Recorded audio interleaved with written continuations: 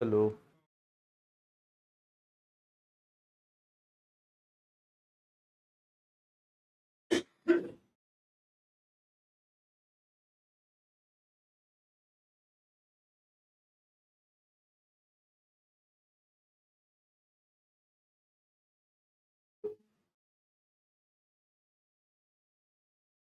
Good morning बच्चों, क्या हाल चाल है?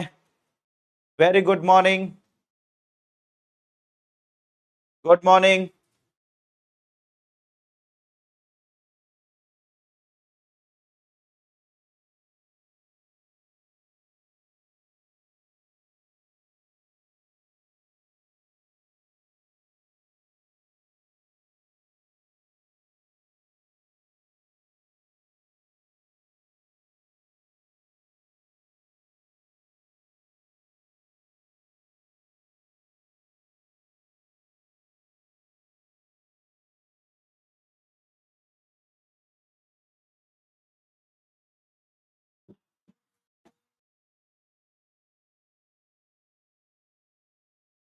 मैं भी ठीक हूँ। जय हिंद। Good morning.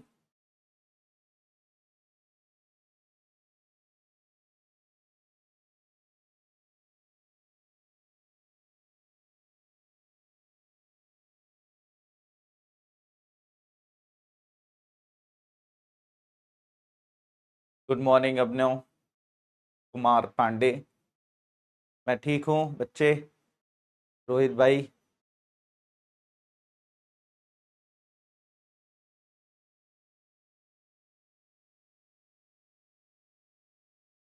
फिरोजा निषाद रिप्लाई कर दिया। Good morning Sarita. Good morning Varsha. Good morning Rajendra. बहुत जल्दी स्टार्ट हो जाएंगे Sanjana. Good morning Kirti. Kavita, answer writing practice के लिए पहले छोटे छोटे आंसर्स लिखना शुरू करिए और उसके बाद जो है वो अभी सीधे जो है यूपीएससी मेंस के लिखना मत शुरू कर दीजिएगा। ठीक है। गुड मॉर्निंग उमा, राजेंद्र, शालिनी, सुमन। चलो बच्चों, अब हम लोग स्टार्ट करते हैं। आज बहुत ही इंटरेस्टिंग चीज हम लोग देखेंगे बच्चों। आज मैंने आप लोगों को प्रॉमिस किया था कि आज जो है, आज की जो क्लास होगी उसमें कुछ ऐसी चीजें जानने का मौका मिलेगा कि आपको मजा आ जाएगा, मतलब आनंदित हो जाएंगे आप लोग। तो अब बच्चों बात करते हैं, हम लोग शुरू करते हैं। तो पीछे लिखा है कि सर पीछे पीपीटी में आपके क्लोन जैसे जैसे सर हैं। हाँ, क्लोन जैसे सर नहीं है, मैं ही हूँ पीपीटी में। ठीक है। क्लोन जैसे सर नहीं है। चलिए बच्चों, तो आज हम लोग स्टार्ट करते हैं बच्चों। एक बहुत ही, आज मैं आप लोगों को, जो मैंने कहा ना कि आज मैंने प्रॉमिस किया था कि आज आप लोगों को जो मैं क्लास पढ़ाऊंगा, आज जो मैं टॉपिक आप लोगों से डिस्कस करूंगा, वो इतना, वो बड़ा शानदार टॉपिक है। मतलब आज मैं आपको पढ़ाऊंगा नहीं, आज आप ये समझ लीजिए कि आज मैं आपको तारों की कहानी सुनाऊंगा। आज मैं आप लोगों को तारों के पार ले चलूंगा। आज मैं आप लोगों को तारों की जन्म से लेकर उस उनकी मृत्यु तक की कहानी सुनाऊंगा। तो बहुत मजा आएगा बच्चों, बस ध्यान से समझिएगा, बिल्कुल कमेंट वगैरह रोक दीजिए और चुपचाप इस तारों की कहानी को सुनिए। तारों के जन्म से लेकर तारों की मृत्यु तक की कहानी को एंजॉय कीजिए कि क्या होता है, कैसे होता है, और इमेजिनेशन कीजिए, कल्पना कीजिए कि हमारा ब्रह्मांड कितना बड़ा है। ब्रह्मांड में ब्रह्मांड ब्रह्मांड में कैसी कैसी घटनाएं घटती हैं, ब्रह्मांड कितना ही आश्चर्यजनक है। तो ये सारी चीजें आज देखने का मौका मिलेगा। तो हम लोग इसको शुरू करते हैं बच्चों। तो सबसे पहले मैंने कहा कि तारों की कहानी की जब शुरुआत होती है तो तारों के जन्म से होती है, यानी तारों का जन्म होता है। तो बच्चों, तारों का जन्म की अगर बात की जाए तो इस ब्रह्मांड में, ये ब्रह्मांड बहुत बड़ा है, बहुत बड़ा है। धीरे धीरे आपको पता चलेगा जब आप कहानी पर पहुंचेंगे। तो ये ब्रह्मांड बहुत बड़ा है। तो इस ब्रह्मांड के अंदर गैसों का, ब्रह्मांड के अंदर छोटी छोटी गैलेक्सियां मौजूद हैं, यानी कि तारों का झुंड मौजूद है।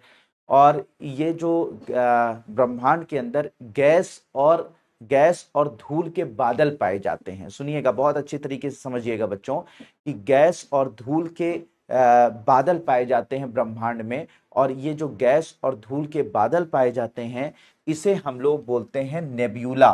क्या बोलते हैं बच्चों? नेब्यूला।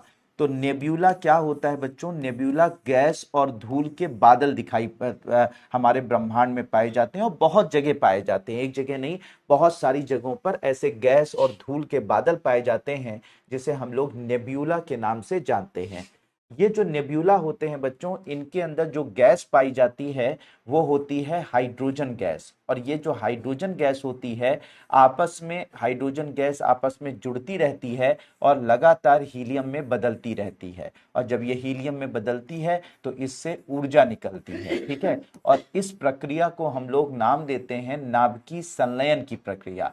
इस प्रक्रिया का नाम क्या होता है बच्चों? इस प्रक्रिया का नाम होता है नाभिकीय संलयन की प्रक्रिया। तो नाभिकीय संलयन की प्रक्रिया क्या होती है बच्चों? जब हाइड्रोजन आपस में जुड़कर हीलियम में बदलते हैं, हाइड्रोजन जुड़कर जब हीलियम में बदलते हैं तो और ऊर्जा का उत्पादन करते हैं, तो इस प्रक्रिया को नाभिकीय संलयन की प्रक्रिया बोलते हैं। तो मैंने क्या बताया बच्चों? ये ब्रह्मांड में कुछ ऐसे गैस और धूल के बादल पाए जाते हैं, जिसे हम लोग क्या बोलते हैं? नेब्यूला कहते हैं। और यहाँ इस गैस और धूल के बादल में जो गैस पाई जाती है वो मुख्यतः हाइड्रोजन पाई जाती है। और जब ये हाइड्रोजन आपस में जुड़ते हैं तो हीलियम में परिवर्तित होते हैं, ऊर्जा का निर्माण होता है। इस प्रक्रिया को नाभिकीय संलयन की प्रक्रिया कहते हैं।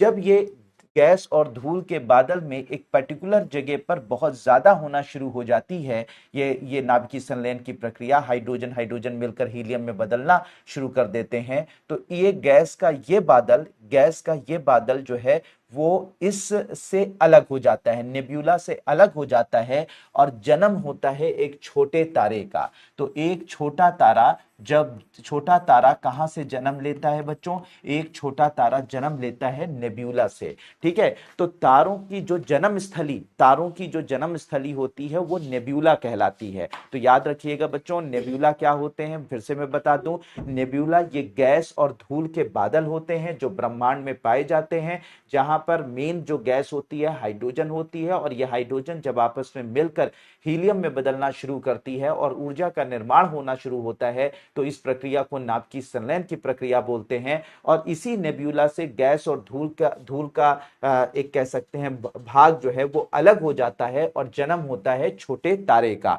छोटा तारा मतलब छोटा तारा नहीं, हमारा सूर्य भी एक छोटा तारा होता है, यानी कम से कम हमारे सूर्य जैसा एक तारा जो होता है वो छोटे तारे की कैटेगरी में आता है। हाँ, बल्कि बच्चों ये आपको एक बहुत ही जानकर मजा आएगा कि हमारा जो तारा है, हमारा जो सूर्य है, वो असल में एक छोटा तारा है, कोई बहुत बड़ा तारा नहीं है। तो हमारे सूर्य जैसे एक छोटे तारे का जन्म होता है। अब ये जो छोटा तारा होता है, इसमें लगातार ये नाभिकीय संलयन की प्रक्रिया होती रहती है। इसके अंदर जो हाइड्रोजन होता है वो हीलियम में बदलता रहता है, ऊर्जा निकलती रहती है। इसके अंदर हाइड्रोजन होता है वो हीलियम में बदलता रहता है, ऊर्जा निकलती रहती है। हाइड्रोजन हीलियम में बदलता रहता है, ऊर्जा निकलती रहती है, और यह प्रक्रिया अरबों साल तक चलती है, अरबों साल तक।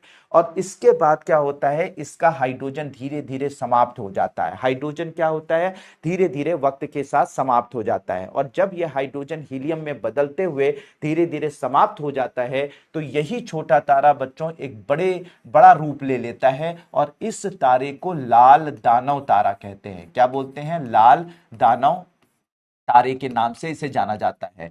तो छोटा तारे का साइज बढ़ जाता है, इसका फ्यूल यानी इसका जो ईंधन है, हाइड्रोजन जो है, जो इसका ईंधन है, वो खत्म होने की कगार पर जब पहुंचता है, तो यही तारा जो है वो फैल जाता है, और फैलकर लाल दानव तारे में बदल जाता है, रेड जायंट स्टार में बदल जाता है। और उसके बाद जो है ये लाल दानव तारा जो है वो कोलैप्स कर जाता है, और कोलैप्स करने के बाद यानी कि ये बिखर जाता है, और बिखर कर एक दूसरा स्ट्रक्चर बना लेता है, जिसे प्लैनेटरी नेब्यूला या इसे क्या बोलते हैं, ग्रहीय नेब्यूला के नाम से जाना जाता है। किस नाम से जाना जाता है बच्चों? ग्रहीय नेब्यूला के नाम से जाना जाता है। और इसके बाद ये तारा पूरी तरीके से बुझ जाता है, क्योंकि इसके अंदर सारा फ्यूल खत्म हो चुका रहता है। धीरे धीरे धीरे धीरे ये ठंडा होने लगता है, और उसके बाद जो है एक छोटा सा व्हाइट ड्वार्फ तारे यानी कि छोटा बौना तारा, ठीक है, छोटा बौना तारे में ये बदलकर समाप्त हो जाता है।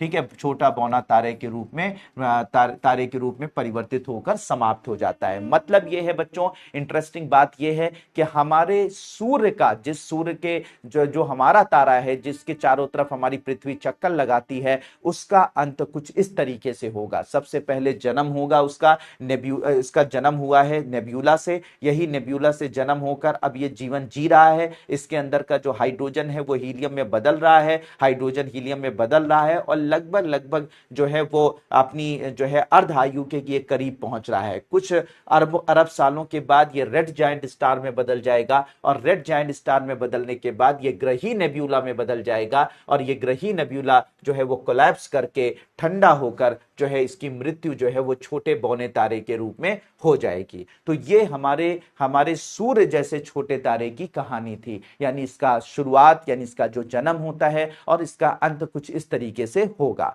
लेकिन बच्चों इसी जो नेब्यूला है, इसी नेब्यूला में जब एक बहुत बड़े तारे का निर्माण होता है, बहुत बड़े तारे का मतलब यह होता है कि हमारा जो सूर्य है उसके द्रव्यमान का कम से कम 1.4 गुना या उससे भी ज्यादा बड़ा तारा। कम से कम कितना बड़ा होना चाहिए? हमारे जो सूर्य का द्रव्यमान है उससे 1.4 या उससे थोड़ा उससे जो भी बड़े तारे होते हैं उन्हें हम लोग क्या बोलते हैं? बड़ा तारा, यानी कि बड़े तारे के रूप में उसको हम देखते हैं। तो जब बच्चों इस नेब्यूला के अंदर, यानी ये जो गैस और धूल का बादल है, इस गैस और धूल के बादल में जब जन्म होता है एक बड़े तारे का, एक बड़े स्टार का जन्म होता है, ठीक है, बड़े तारे का जन्म होता है, तो ये जो बड़ा तारा होता है बच्चों, ये जो बड़ा तारा होता है, ये बड़ा तारा फिर इसके अंदर भी वही प्रक्रिया होती है, हाइड्रोजन हीलियम में बदलता रहता है, हाइड्रोजन हीलियम में बदलता रहता है, सारा हाइड्रोजन हीलियम में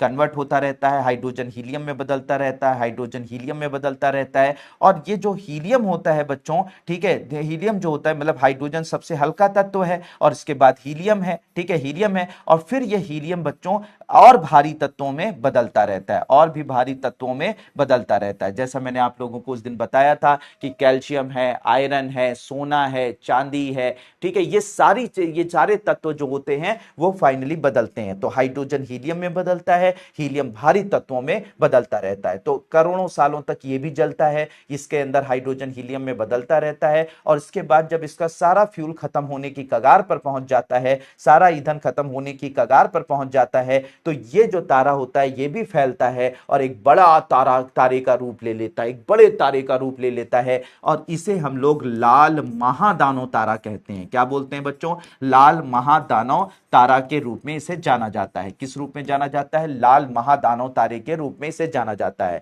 और ये जब लाल महादानव तारा महादानव तारा जो है वो में बदल जाता है, तो जो ये भारी तत्व बनते हैं, मैंने क्या बताया, हाइड्रोजन हीलियम में बदलता है, और हीलियम जो है वो भारी तत्वों में जब बदलता है बच्चों, तो ये जो भारी तत्व होते हैं इसी के कोर में इकट्ठा हो जाते हैं, क्योंकि ये काफी भारी होते हैं सारे तत्व। जैसे मैंने आपको बताया था, कैल्शियम है, आयरन है, पोटेशियम है, या गोल्ड है, या आयरन है, गोल्ड है, या सिल्वर है, ये सब भारी तत्व इसके कोर में इकट्ठा हो जाते हैं। जब इसके कोर में इकट्ठा हो जाते हैं, और इतने ज्यादा, क्योंकि ये बहुत बड़ा तारा था, और जब बहुत बड़ा तारा था तो यह हाइड्रोजन हीलियम में बदला और हीलियम भारी तत्वों में बदला, तो इसके कोर में बहुत ज्यादा भारी तत्व इकट्ठा हो जाते हैं। जब ये भारी तत्व इकट्ठा हो जाते हैं बच्चों, तो इतना भारी हो जाता है इसका कोर, इतना भारी हो जाता है कोर, इतना भारी हो जाता है बच्चों इसका कोर, कि एक बारगी एक जबरदस्त विस्फोट होता है, ठीक है। और इतना जबरदस्त विस्फोट होता है कि सारे के सारा इसका जो न्यूक्लियस होता है, जो इसका केंद्र होता है, जो इसका नाभिक होता है, जिसमें भारी तत्व मौजूद होते हैं,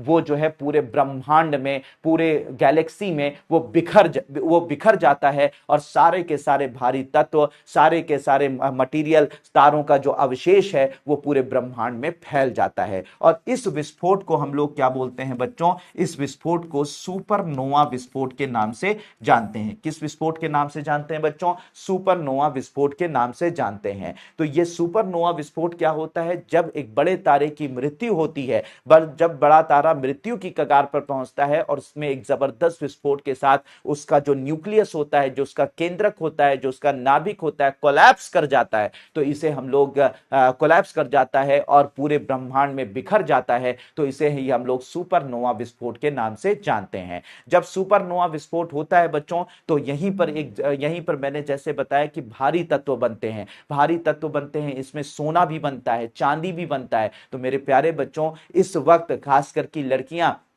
जो अपने हाथ में अपनी अपनी उंगलियों में अगर कोई रिंग पहनी हुई है सोने की या चांदी की, उनके कानों में अगर सोने और चांदी की जो रिंग जो भी उनके ऑर्नामेंट्स मौजूद हैं, तो मेरे प्यारे बच्चों याद रखिएगा, ये जो सोना चांदी तुम्हारे हाथों पर मौजूद है, तुम्हारी मम्मी के गले में मौजूद है, ये असल में इस धरती पर नहीं जन्मा, बल्कि ये किसी बड़े तारे की मृत्यु के अवशेष हैं जो आपके इस वक्त हाथ में, आपके गले में, आपके कान में मौजूद है। ये कोई मामूली चीज नहीं है। तो अब किसी को जब सोना देना, या अब कोई किसी को सोना या अपने आप को सोना जब पहनाना, तो इस बात को सोचना कि ये कोई मामूली चीज नहीं है, इस धरती पर नहीं जन्मा हुआ है। ये सोना और ये चांदी जो आपके हाथों में मौजूद है, आपके गले में मौजूद है, ये असल में कोई मामूली तत्व नहीं है। एक ब्रह्मांड में एक तारा जन्मा होगा, वो तारा बड़ा हुआ होगा, अरबों साल में वो तारा बड़ा हुआ होगा, और फिर उस तारे में एक बड़ा उसकी मृत्यु हुई होगी, और जब उस मृत्यु के अवशेष बिखरे होंगे ब्रह्मांड में, तो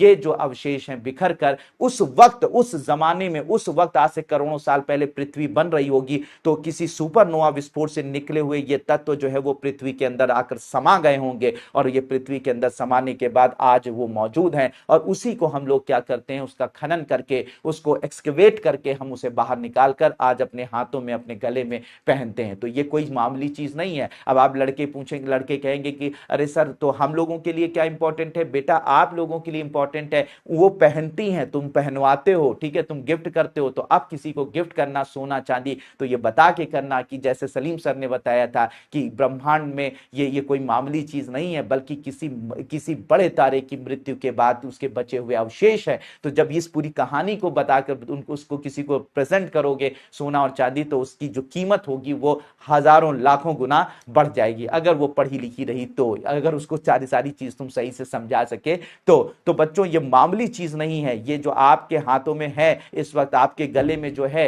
ये कोई नहीं। ये सोचो, जरा इमेजिन करो मेरे प्यारे बच्चे, इस वक्त अगर आपके पास कोई सोना चांदी मौजूद होगा, तो उसे टच करके देखो कि ये बड़े ब्रह्मांड में एक बड़े तारे की मृत्यु के अवशेष है। कभी ये बड़े तारे के नाभिक में मौजूद था, कभी बड़े तारे के नाभिक में ये चीजें मौजूद थी, और वहां से निकलकर हमारी पृथ्वी तक पहुंची, और इसके बाद हमारे शरीर में, हमारे हाथों में, हमारे जो है वो गले में, इन सब जगहों पर पहुंची। और सिर्फ सोना ही चांदी क्यों, हमारे शरीर का जो कैल्शियम है, हमारी हड्डियों में जो कैल्शियम है, हमारे हड्डियों के अंदर जो लोहा है, खून के अंदर जो लोहा है, ये सब भी किसी बड़े तारे के अवशेष है। इसी वजह से तो मैंने उस दिन भी कहा था, आज भी कह रहा हूं कि हमारे शरीर में जो भी तत्व मौजूद हैं, वो कभी ना कभी इसी ब्रह्मांड में उनका निर्माण हुआ था, और ब्रह्मांड में बड़े तारे के विस्फोट के बाद वो तत्व जो है वो बिखरे और हमारी पृथ्वी में आए, और पृथ्वी से होते हुए हमारे शरीर में पहुंच गए। तो इसका मतलब हम कोई मामूली चीज नहीं है। हम क्या हैं? हम we are nothing, we are the star dust. हम लोग कुछ नहीं, हम लोग क्या हैं? इस अंतरिक्ष की धूल हैं, और ये अंतरिक्ष की धूल से ही हमारा निर्माण हुआ है।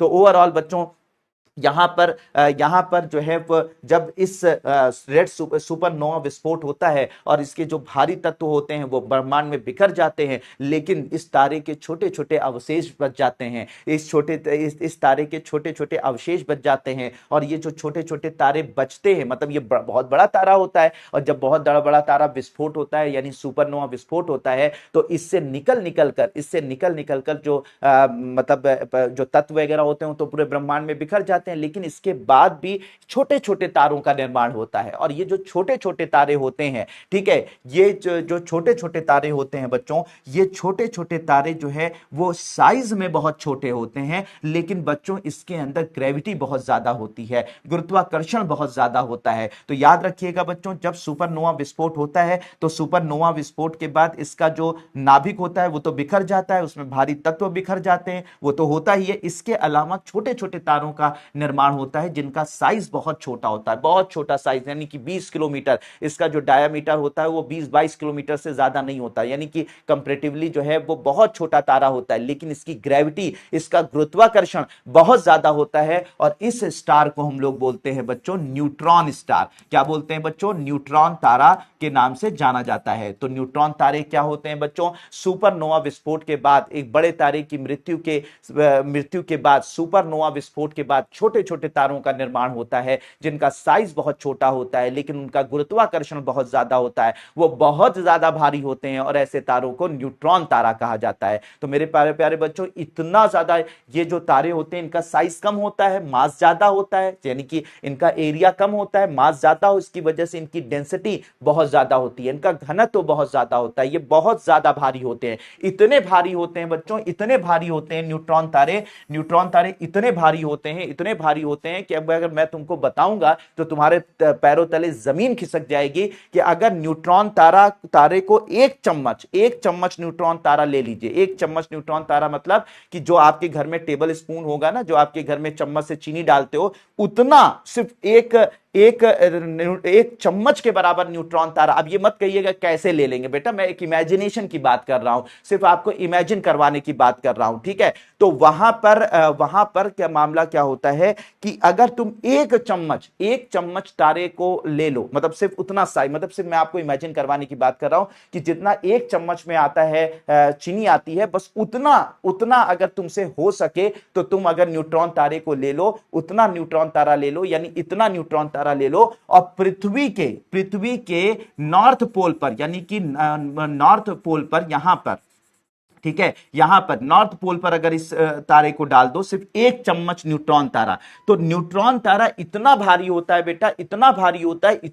होता है कि अगर एक चम्मच न्यूट्रॉन तारा अगर पृथ्वी के नॉर्थ पोल पर, यानी कि उत्तरी ध्रुव पर तुम डाल दो, तो ये इतना भारी होगा कि ये चीड़ कर पृथ्वी को दूसरी तरफ निकल आए, यानी पृथ्वी को दो भागों में परिवर्तित कर देगा, यानी चीड़ कर वो नीचे चलाएगा, यानी पृथ्वी उसके भार को बर्दाश्त नहीं कर पाएगी, इतना भारी होता है। जरा सोचिए कि एक चम्मच, मतलब वही बात है, एक चुटकी सिंदूर की कीमत तुम क्या जानो, एग्जैक्टली एक चम्मच न्यूट्रॉन तारे का भारीपन ये होता है कि इतना ज्यादा भारी होता है न्यूट्रॉन तारा कि ये जो है अगर नॉर्थ पोल पर डाल दिया जाए तो नॉर्थ पोल को चीरते हुए साउथ पोल से बाहर निकल जाएगा, पृथ्वी उसको बर्दाश्त नहीं कर पाएगी, यानी पृथ्वी से अरबों अरबों गुना ज्यादा ये भारी होते हैं। साइज बहुत छोटा होता है लेकिन मास बहुत ज्यादा होता है, इसकी वजह से उनका घनत्व तो बहुत ज्यादा होता है। और ये जो न्यूट्रॉन तारे होते हैं, ठीक है, न्यूट्रॉन तारे होते हैं बच्चों, कोई किसी का जवाब नहीं देगा, मैंने बंद कर दिया है, वो क्या कहते हैं, कमेंट जो कर रहा है वो बेवकूफी कर रहा है, ठीक है, वो पूरी कहानी सुने, हर कहानी समझ में आएगी, लेकिन कमेंट बाजी करेगा उसे कुछ नहीं समझ में आएगा, और जो कमेंट बाजी करते हैं वो पढ़ने लिखने नहीं आते हैं, वो सिर्फ वो करते हैं। और गुस्सा मत दिलाओ वरना कोई कहानी नहीं सुनाई जाएगी अगर कोई कमेंट आ गया तो, ठीक है। तो अब यहां पर बात तो इस तरीके से बच्चों क्या बात हो रही है, यहां पर न्यूट्रॉन तारा मैंने कब बताया, सुपरनोवा विस्फोट के बाद बना छोटा तारा जो होता है साइज में छोटा होता है लेकिन ग्रेविटी में बहुत ज्यादा होता है, मास में बहुत ज्यादा होता है, ये इतना भारी होता है कि पृथ्वी को दो, इसका एक चम्मच पृथ्वी के दो भाग कर दे। और ये जो न्यूट्रॉन तारा होता है बच्चों, रहस्यमयी तारा, ऐसा रहस्यमयी तारा होता है कि कभी कभी क्या होता है, इसके ये जो न्यूट्रॉन तारे होते हैं बच्चों, इन न्यूट्रॉन तारे कुछ ऐसे दिखाई पड़ते हैं, और इन न्यूट्रॉन तारों के जो पोल्स होते हैं इनमें से इलेक्ट्रोमैग्नेटिक रेडिएशंस निकलती है। इलेक्ट्रोमैग्नेटिक रेडिएशन का मतलब कि जो कह सकते हैं कि विद्युत चुंबकीय तरंगे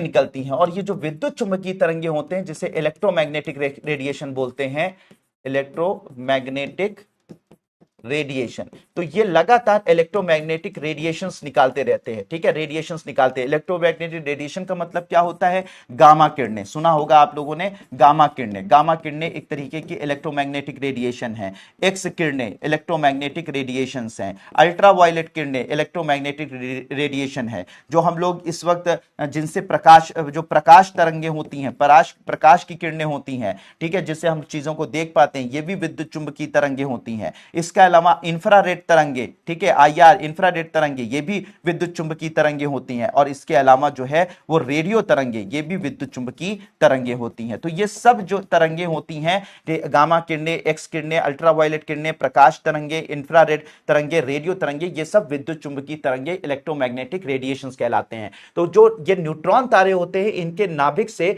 थोड़ी थोड़ी देर में क्या होता है कि ये विद्युत चुंबकीय कुछ ऐसे न्यूट्रॉन तारे होते हैं बच्चों, जिनके जिनके जो है वो आपके कह सकते हैं कि पोल से थोड़ी थोड़ी देर में जो है ये विद्युत चुंबकीय तरंगों का पूरा पुंज निकलता है। ऐसे निकलता है फिर बंद हो जाता है, फिर निकलता है फिर बंद हो जाता है, निकलता है फिर बंद हो जाता है, निकलता है फिर बंद हो जाता है। तो ऐसे न्यूट्रॉन तारे जिनके एक रेगुलर इंटरवल में, एक निश्चित समय काल के बीच बीच में लगातार विद्युत चुंबकीय तरंगे निकलती हैं उनके पोल से, फिर उसके बाद वो विद्युत चुंबकीय तरंगे निकलना बंद हो जाती हैं, फिर निकलती हैं, फिर बंद हो जाती हैं, निकलती हैं, बंद हो जाती हैं। तो ऐसे न्यूट्रॉन तारे को हम लोग क्या बोलते हैं बच्चों? पल्सर कहते हैं। क्या बोलते हैं बच्चों? पल्सर कहते हैं। तो न्यूट्रॉन तारे का ही रूप होता है पल्सर, जिसमें से लगातार उसके जो है वो पोल से लगातार विद्युत चुंबकीय तरंगों का निर्माण होता है। लगातार विद्युत चुंबकीय तरंगे जो है वो निकलती हैं और बंद हो जाती हैं, निकलती हैं, बंद हो जाती है। तो इन्हें क्या बोलते हैं?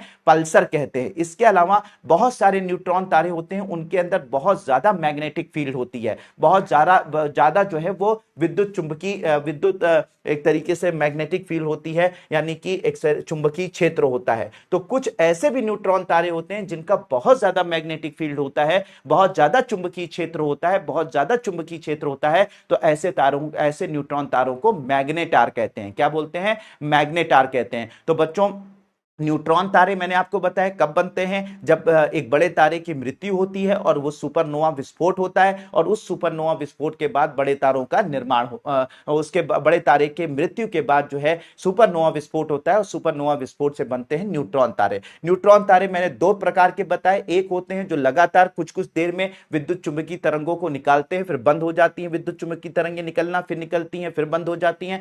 ऐसे न्यूट्रॉन तारे को हम लोग क्या बोलते हैं? पल्सर कहते हैं। क्या बोलते हैं? पल्सर कहते हैं। और दूसरी न्यूट्रॉन तारे ऐसे होते हैं जिनके पास बहुत ज्यादा मैग्नेटिक फील्ड होती है, बहुत ज्यादा जो है चुंबकीय क्षेत्र होता है, बहुत ज्यादा चुंबकीय पावर होती है। तो उसे हम लोग क्या बोलते हैं? मैग्नेटार। तो इसका मतलब कि न्यूट्रॉन तारे दो प्रकार के हो गए, एक हो गया आपका जो है पल्सर, और दूसरा क्या हो गया? मैग्नेटार। ठीक है, मैग्नेटार। तो ये दो प्रकार के होते हैं। ठीक है, तो न्यूट्रॉन तारे यहां पे मैंने लिख दिए हैं। न्यूट्रॉन तारे बहुत संक्षिप्त में कि न्यूट्रॉन तारा एक बहुत ही घना और छोटा तारा होता है और एक सुपरनोवा विस्फोट के बाद बनता है। इसका पूरा द्रव्यमान एक छोटे से क्षेत्र में सिमटा होता है, इसमें लगभग केवल न्यूट्रॉन कण होते हैं। मुख्य बातें, बहुत छोटा लेकिन बहुत भारी, तीव्र गुरुत्वाकर्षण, तेजी से घूम सकता है। उदाहरण पल्सर और मैग्नेटार न्यूट्रॉन तारे ही इसके प्रकार है। तो ये है आपका मैग्नेटिक फील्ड वाला मैग्नेटार, और वो है उसका जो है वो पल्सर।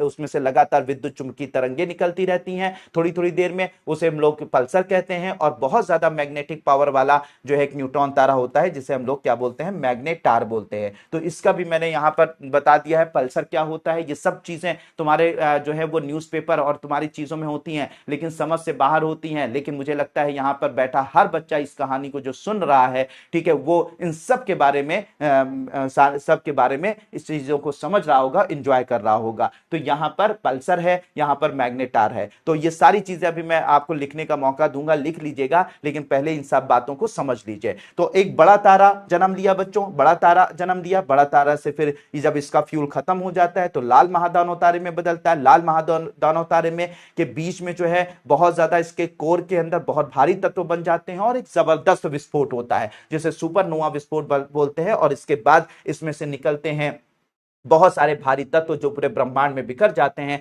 और इसके बाद कुछ छोटे तारों का निर्माण होता है जिन्हें न्यूट्रॉन तारों का नाम दिया जाता है, जो कि बहुत भारी होते हैं, इनका गुरुत्वाकर्षण बहुत ज्यादा होता है। ठीक है, अब क्या होता है बच्चों? सुपरनोवा विस्फोट के बाद न्यूट्रॉन तारे जन्म लेते हैं, लेकिन इसी के साथ साथ कुछ और भी जन्म लेता है, कुछ और भी रहस्यमयी जन्म लेता है, जिसको सुनकर दुनिया हिल जाती है। ठीक है, तो जब कभी भी बड़े तारे की मृत्यु होती है बच्चों, तो सुपरनोवा विस्फोट के बाद न्यूट्रॉन तारे तो जन्म लेते ही लेते हैं, लेकिन इसके साथ साथ एक रहस्यमयी चीज, ब्रह्मांड की सबसे रहस्यमयी चीज जन्म लेती है। और वो रहस्यमयी चीज इतनी रहस्यमयी होती है कि अगर उसको समझने की कोशिश की जाती है, अगर उसकी तरफ प्रकाश भेजा जाता है, तो वो उसके पास इतना गुरुत्वाकर्षण होता है, इतना गुरुत्वाकर्षण होता है बेटा, इतना गुरुत्वाकर्षण होता है कि वो प्रकाश को भी अवशोषित कर लेता है। ब्रह्मांड में कोई और ऐसी चीज नहीं है जो प्रकाश को भी अवशोषित कर ले। मतलब हम कोई चीज देखते हैं तो क्या होता है, प्रकाश, हम चीज को देख रहे हैं, कैसे देख रहे हैं, यहां पर प्रकाश हमने मारा, उस दीवार से टकराया, वापस मेरी आंखों तक आया, मैंने इस दीवार को देख लिया। तो अगर किसी चीज को देखना होता है तो किसकी जरूरत होती है, रिफ्लेक्शन की, यानी परावर्तन की। प्रकाश हम भेजते हैं, प्रकाश उस चीज से टकराकर हमारी आंखों तक पहुंचता है, वो चीज हमें दिख जाती है। लेकिन अगर यहां पर इस जगह पर अगर तुम प्रकाश भी भेजना चाहोगे तो ये प्रकाश को भी क्या करता है, उसके भी रेडिएशन को अवशोषित कर लेता है, उसको भी एब्जॉर्ब कर लेता है, उसको भी खा जाता है। इतना इतना रहस्यमयी ये स्ट्रक्चर होता है कि यहां पर गुरुत्वाकर्षण इस लेवल का हो जाता है कि जिसकी हम इमेजिनेशन नहीं कर सकते हैं। और कहते हैं कि अगर तुम उसके करीब पहुंच जाओगे तो तुम्हारे लिए समय रुक जाएगा, तुम्हारे लिए टाइम रुक जाएगा, तुम धरती पर, मतलब सीधी सी बात है, धरती पर तुम बूढ़े हो रहे होगे, वहां पर तुम बूढ़े ही नहीं होगे। ऐसा क्योंकि वहां पर समय जो होता है वो अलग हो जाता है, वहां पर समय जो है रुक जाता है, ठीक है, रुक जाता है। तो ऐसी जो रहस्यमयी चीज है उसे हम लोग क्या नाम देते हैं बच्चों, ब्लैक होल कहते हैं। क्या बोलते हैं बच्चों, इसे ब्लैक होल के नाम से जाना जाता है। तो मेरे प्यारे बच्चों, सुपरनोवा विस्फोट के बाद दो चीजें बनती हैं, एक न्यूट्रॉन तारा बनता है और एक बनता है दुनिया का सबसे रहस्यमयी जो है वो पिंड, जिसे हम लोग, ब्रह्मांड का सबसे रहस्यमयी पिंड, जिसे हम लोग ब्लैक होल के नाम से जानते हैं। ब्लैक होल क्या होता है, कैसे काम करता है, कैसा दिखता है, उसको मैं आगे बताऊंगा डिटेल में। अभी ये कहानी जो है, ये कहानी जो है यहीं पर थोड़ा पॉज करता हूं, थोड़ा रोकता हूं, और ये जो चीजें हैं उनको आप लोग नोट कर लीजिए, उनको थोड़ा सा देख लीजिए। फिर से एक बार जल्दी से रिवाइज कर दे रहा हूं। मैंने क्या बताया कि ब्रह्मांड में ऐसे गैस और साथ ही साथ जो है वो धूल का एक बादल होता है जिसे नेब्यूला कहते हैं। इसी नेब्यूला में हाइड्रोजन गैस होती है और हाइड्रोजन गैस आपस में मिलकर हीलियम में बदलती है, ऊर्जा में बदलती है। इस प्रक्रिया को नाभिकीय संलयन की प्रक्रिया कहते हैं। और यही नाभिकीय संलयन की प्रक्रिया जब किसी एक छोटे से तारे के गैसों के पिंड में होना शुरू हो जाती है तो इस जन्म होता है छोटे तारे का। छोटे तारे का हाइड्रोजन हीलियम में बदलता रहता है, कुछ अरब सालों के बाद ये लाल दानों तारे में बदल जाता है, एक बड़ा तारा, लेकिन इसके अंदर फ्यूल बहुत कम हो चुका रहता है। उसके बाद इसकी मृत्यु होती है प्लैनेटरी नेब्यूला में और फिर ये ठंडा होकर व्हाइट ड्वार्फ यानी छोटा बौने तारे में बदल जाता है। तो हमारे सूर्य का जो अंत होगा कुछ इस तरीके से होगा, क्योंकि सूर्य एक छोटा तारा है। उसी जगह पर इसी नेब्यूला में अगर जन्म लेता है बड़ा तारा मतलब हमारे सूर्य के द्रव्यमान से लगभग 1.4 गुना या उससे भी ज्यादा बड़ा तारा कैटेगरी में रखा जाता है। अच्छा, एक चीज ये भी हो गई कि नेब्यूला को ही हम लोग birth place of the star कह सकते हैं, क्योंकि जन्म यही होता है। तो इसका मतलब तारों का जन्म स्थान किसे कहा जाता है, अगर कहीं भी पूछा जाए तारों का जो जन्म स्थान होता है, वो तारों का जो जन्म स्थान होता है उसे क्या बोलते हैं, उसे नेब्यूला बोलते हैं। तो तारों का जन्म स्थान किसे कहा जाता है बच्चों, नेब्यूला को कहा जाता है। अब जब बड़े तारे का जन्म होता है तो हाइड्रोजन हीलियम में बदलता है, फिर हीलियम भारी तत्वों में बदलता है। भारी तत्व इस बड़े तारे के कोर में, नाभिक में इकट्ठा होते जाते हैं और इतना नाभिक भारी हो जाता है कि एक जबरदस्त विस्फोट होता है जिसे सुपरनोवा विस्फोट बोलते हैं, जिससे सारे भारी तत्व ब्रह्मांड में बिखर जाते हैं। उसके बाद छोटे छोटे तारे बनते हैं जिन्हें न्यूट्रॉन तारा कहा जाता है। न्यूट्रॉन तारा बहुत ही छोटा लेकिन बहुत भारी होता है और इतना भारी होता है कि जिसका हम इमेजिनेशन भी नहीं कर सकते हैं। दो तरीके के होते हैं, पल्सर और मैग्नेटार। इसके अलावा सुपरनोवा विस्फोट के बाद ब्रह्मांड की सबसे रहस्यमयी पिंड का निर्माण होता है जिसके पास अत्यधिक गुरुत्वाकर्षण होता है, समय को ये रोक देता है, प्रकाश को अवशोषित कर लेता है और इसे ब्लैक होल कहा जाता है। तो मेरे प्यारे बच्चों, मुझे लगता है कि तारों के जन्म से लेकर तारों की मृत्यु की तक की कहानी आपको होप की बहुत इंटरेस्टिंग लगी होगी अगर आपने कंसंट्रेट होकर सुना होगा। और अगर आप कमेंटबाजी में लगे हो तो उसका जिम्मेदार ना मैं हूं ना दुनिया में कोई आपकी जिम्मेदारी ले सकता है। अगर आप कमेंटबाजी ही कर रहे थे, मैंने इसी वजह से कमेंट नहीं देखा क्योंकि बहुत लोग कमेंट कर रहे थे लेकिन लगातार उनको रोको भी, लेकिन उनको समझ में नहीं आता। वो दिमाग से बिल्कुल पैदल हो चुके रहते हैं, उनको टीचर की बात नहीं समझ, वो अपना काम करते हैं, वो उनका उंगलियां चलती रहती हैं। वो दिन में जब क्लास करते हैं तो यहाँ पे कमेंट करते हैं और क्लास के बाद बाद जो है वो कहीं पर जो है वो और जगह कमेंट करते होंगे, तो वो उनका यही काम है, उनकी मैं जिम्मेदारी नहीं लेता हूँ, मैं उनसे उनसे उनको जो है वो मतलब मैं अपना वही नहीं मानता हूँ, ठीक है। तो बाकी जो है जो बच्चों ने अच्छे से देखा, 90% मेरे बच्चे वैसे ही हैं जो वैसे हैं जो कि अच्छी तरह से सुन रहे थे, जो अच्छी तरीके से जो है चीजों को समझ रहे थे। तो मेरे प्यारे बच्चों आप बताइए, ठीक है, उन 90% बच्चों से मैं बात कर रहा हूं जिन्होंने इस कहानी को सुना, मजा आया, समझ में आया, जल्दी बताइए।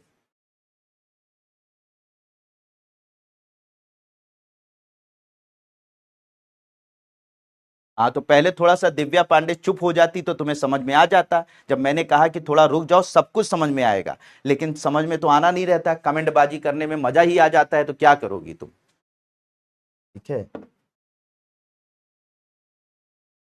जल्दी से इसे बना लीजिए बच्चों।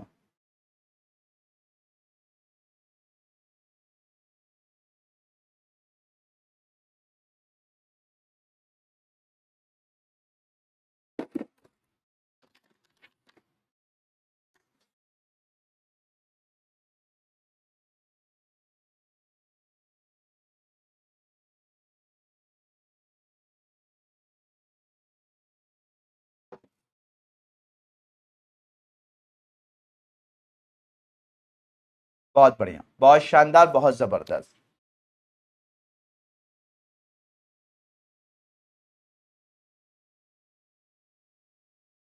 Thank you Kirti, thank you so much. Thank you Parul. बच्चों जल्दी से उतार लीजिए, अब ये जिंदगी भर ये कहानी आपको याद रहेगी। ठीक है, यही चीजें आप किताब, यही सब बातें किताबों में आप पढ़ते रहते हैं, सर फोड़ते रहते हैं, समझ नहीं आता क्या होता है लाल दानव, क्या होता है नेब्यूला, क्या होता है ब्लैक होल। ठीक है, आप परेशान होते रहे, अब आपको परेशान होने की जरूरत नहीं है, आपको याद हो जाएगा। Thank you Neha. Thank you Parul.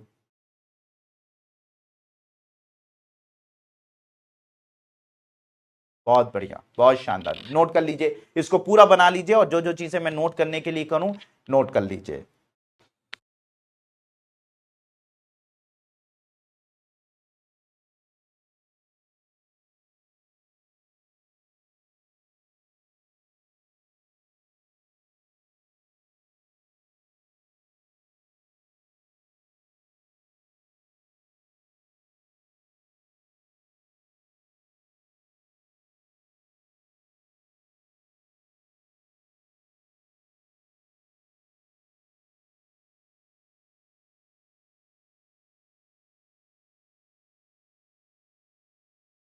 बहुत बढ़िया अंशी, याद हो गई, तो अब बहुत अच्छे से लिख डालो बच्चे। Thank you Vishal.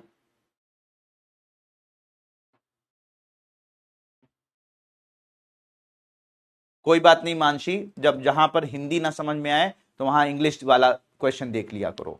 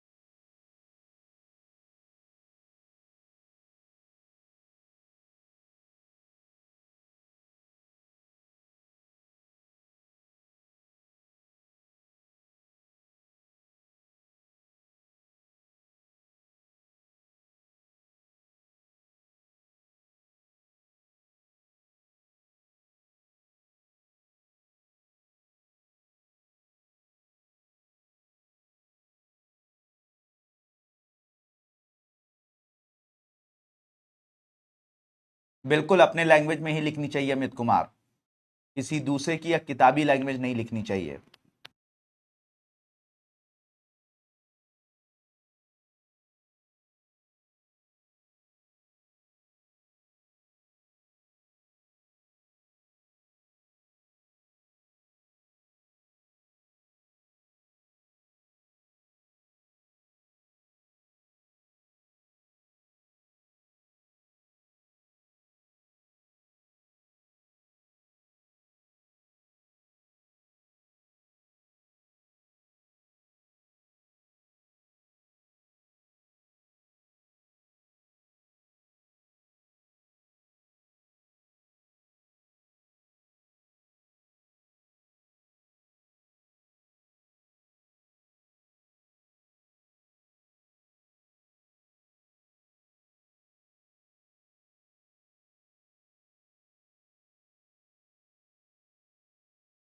नोट कर लिया बच्चों? ये वाला हटाएंगे, ये वाली स्लाइड हटा दें।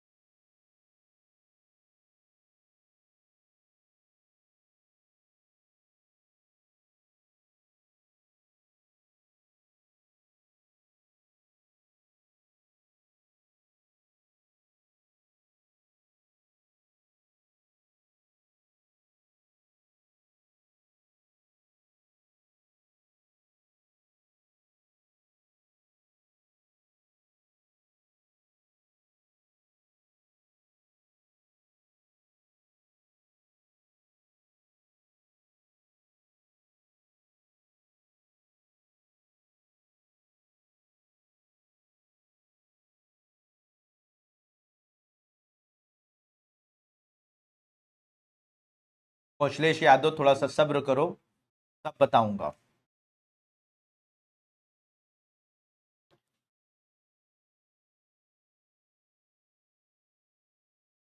हेडिंग कुछ मत डालो, बस तारों की कहानी लिख लो, क्योंकि इसमें ऐसे कोई हेडिंग से क्वेश्चन नहीं आएगा। हेडिंग जो है वो आगे डालना, ये सब हेडिंग डालो।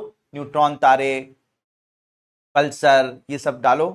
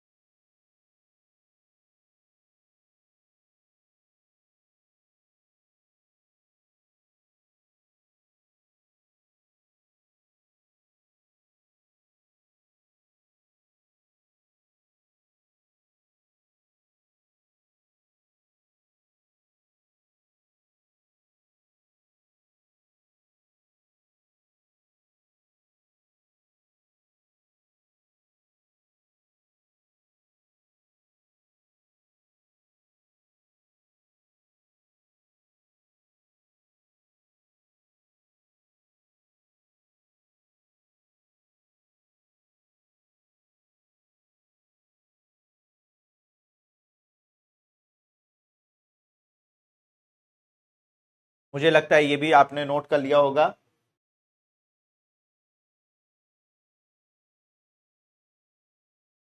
पल्सर के बारे में नोट कर लीजिए।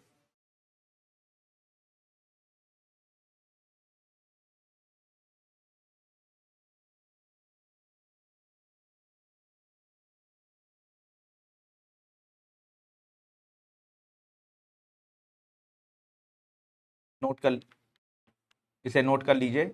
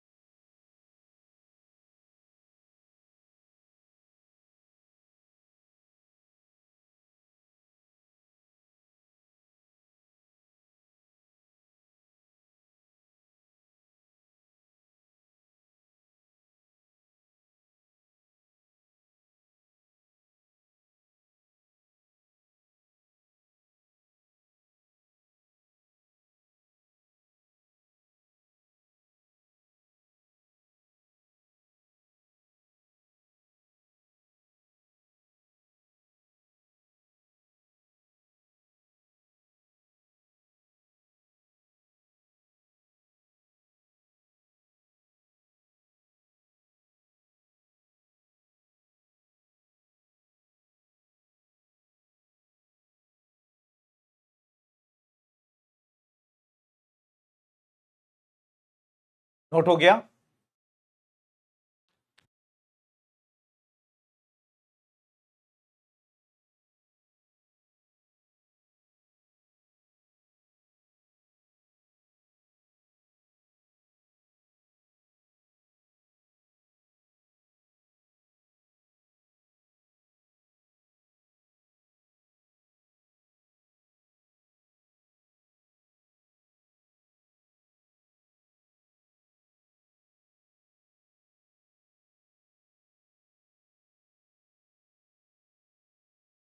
नोट हो गया बच्चों? तो ये सारी की सारी चीजें, पल्सर, मैग्नेटार, ये सब क्या होता है, ये मैंने आप लोगों को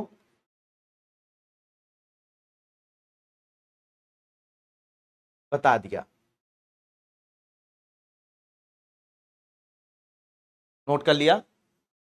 अब बच्चों, ये सारी चीजें नोट करने के बाद, जानने के बाद, समझने के बाद, ठीक है, समझने के बाद हम लोग वापस चलते हैं कहां पर? वही उसी चार्ट पर चलते हैं वापस, ब्लैक होल पर। तो बच्चों, ये जो ब्लैक होल है, ये बहुत ही, मैंने बताया था कि बहुत ही रहस्यमयी जो है वो स्टार है, बहुत ही, सॉरी, स्टार का बचा हुआ अवशेष है जो बहुत ज्यादा रहस्यमयी है।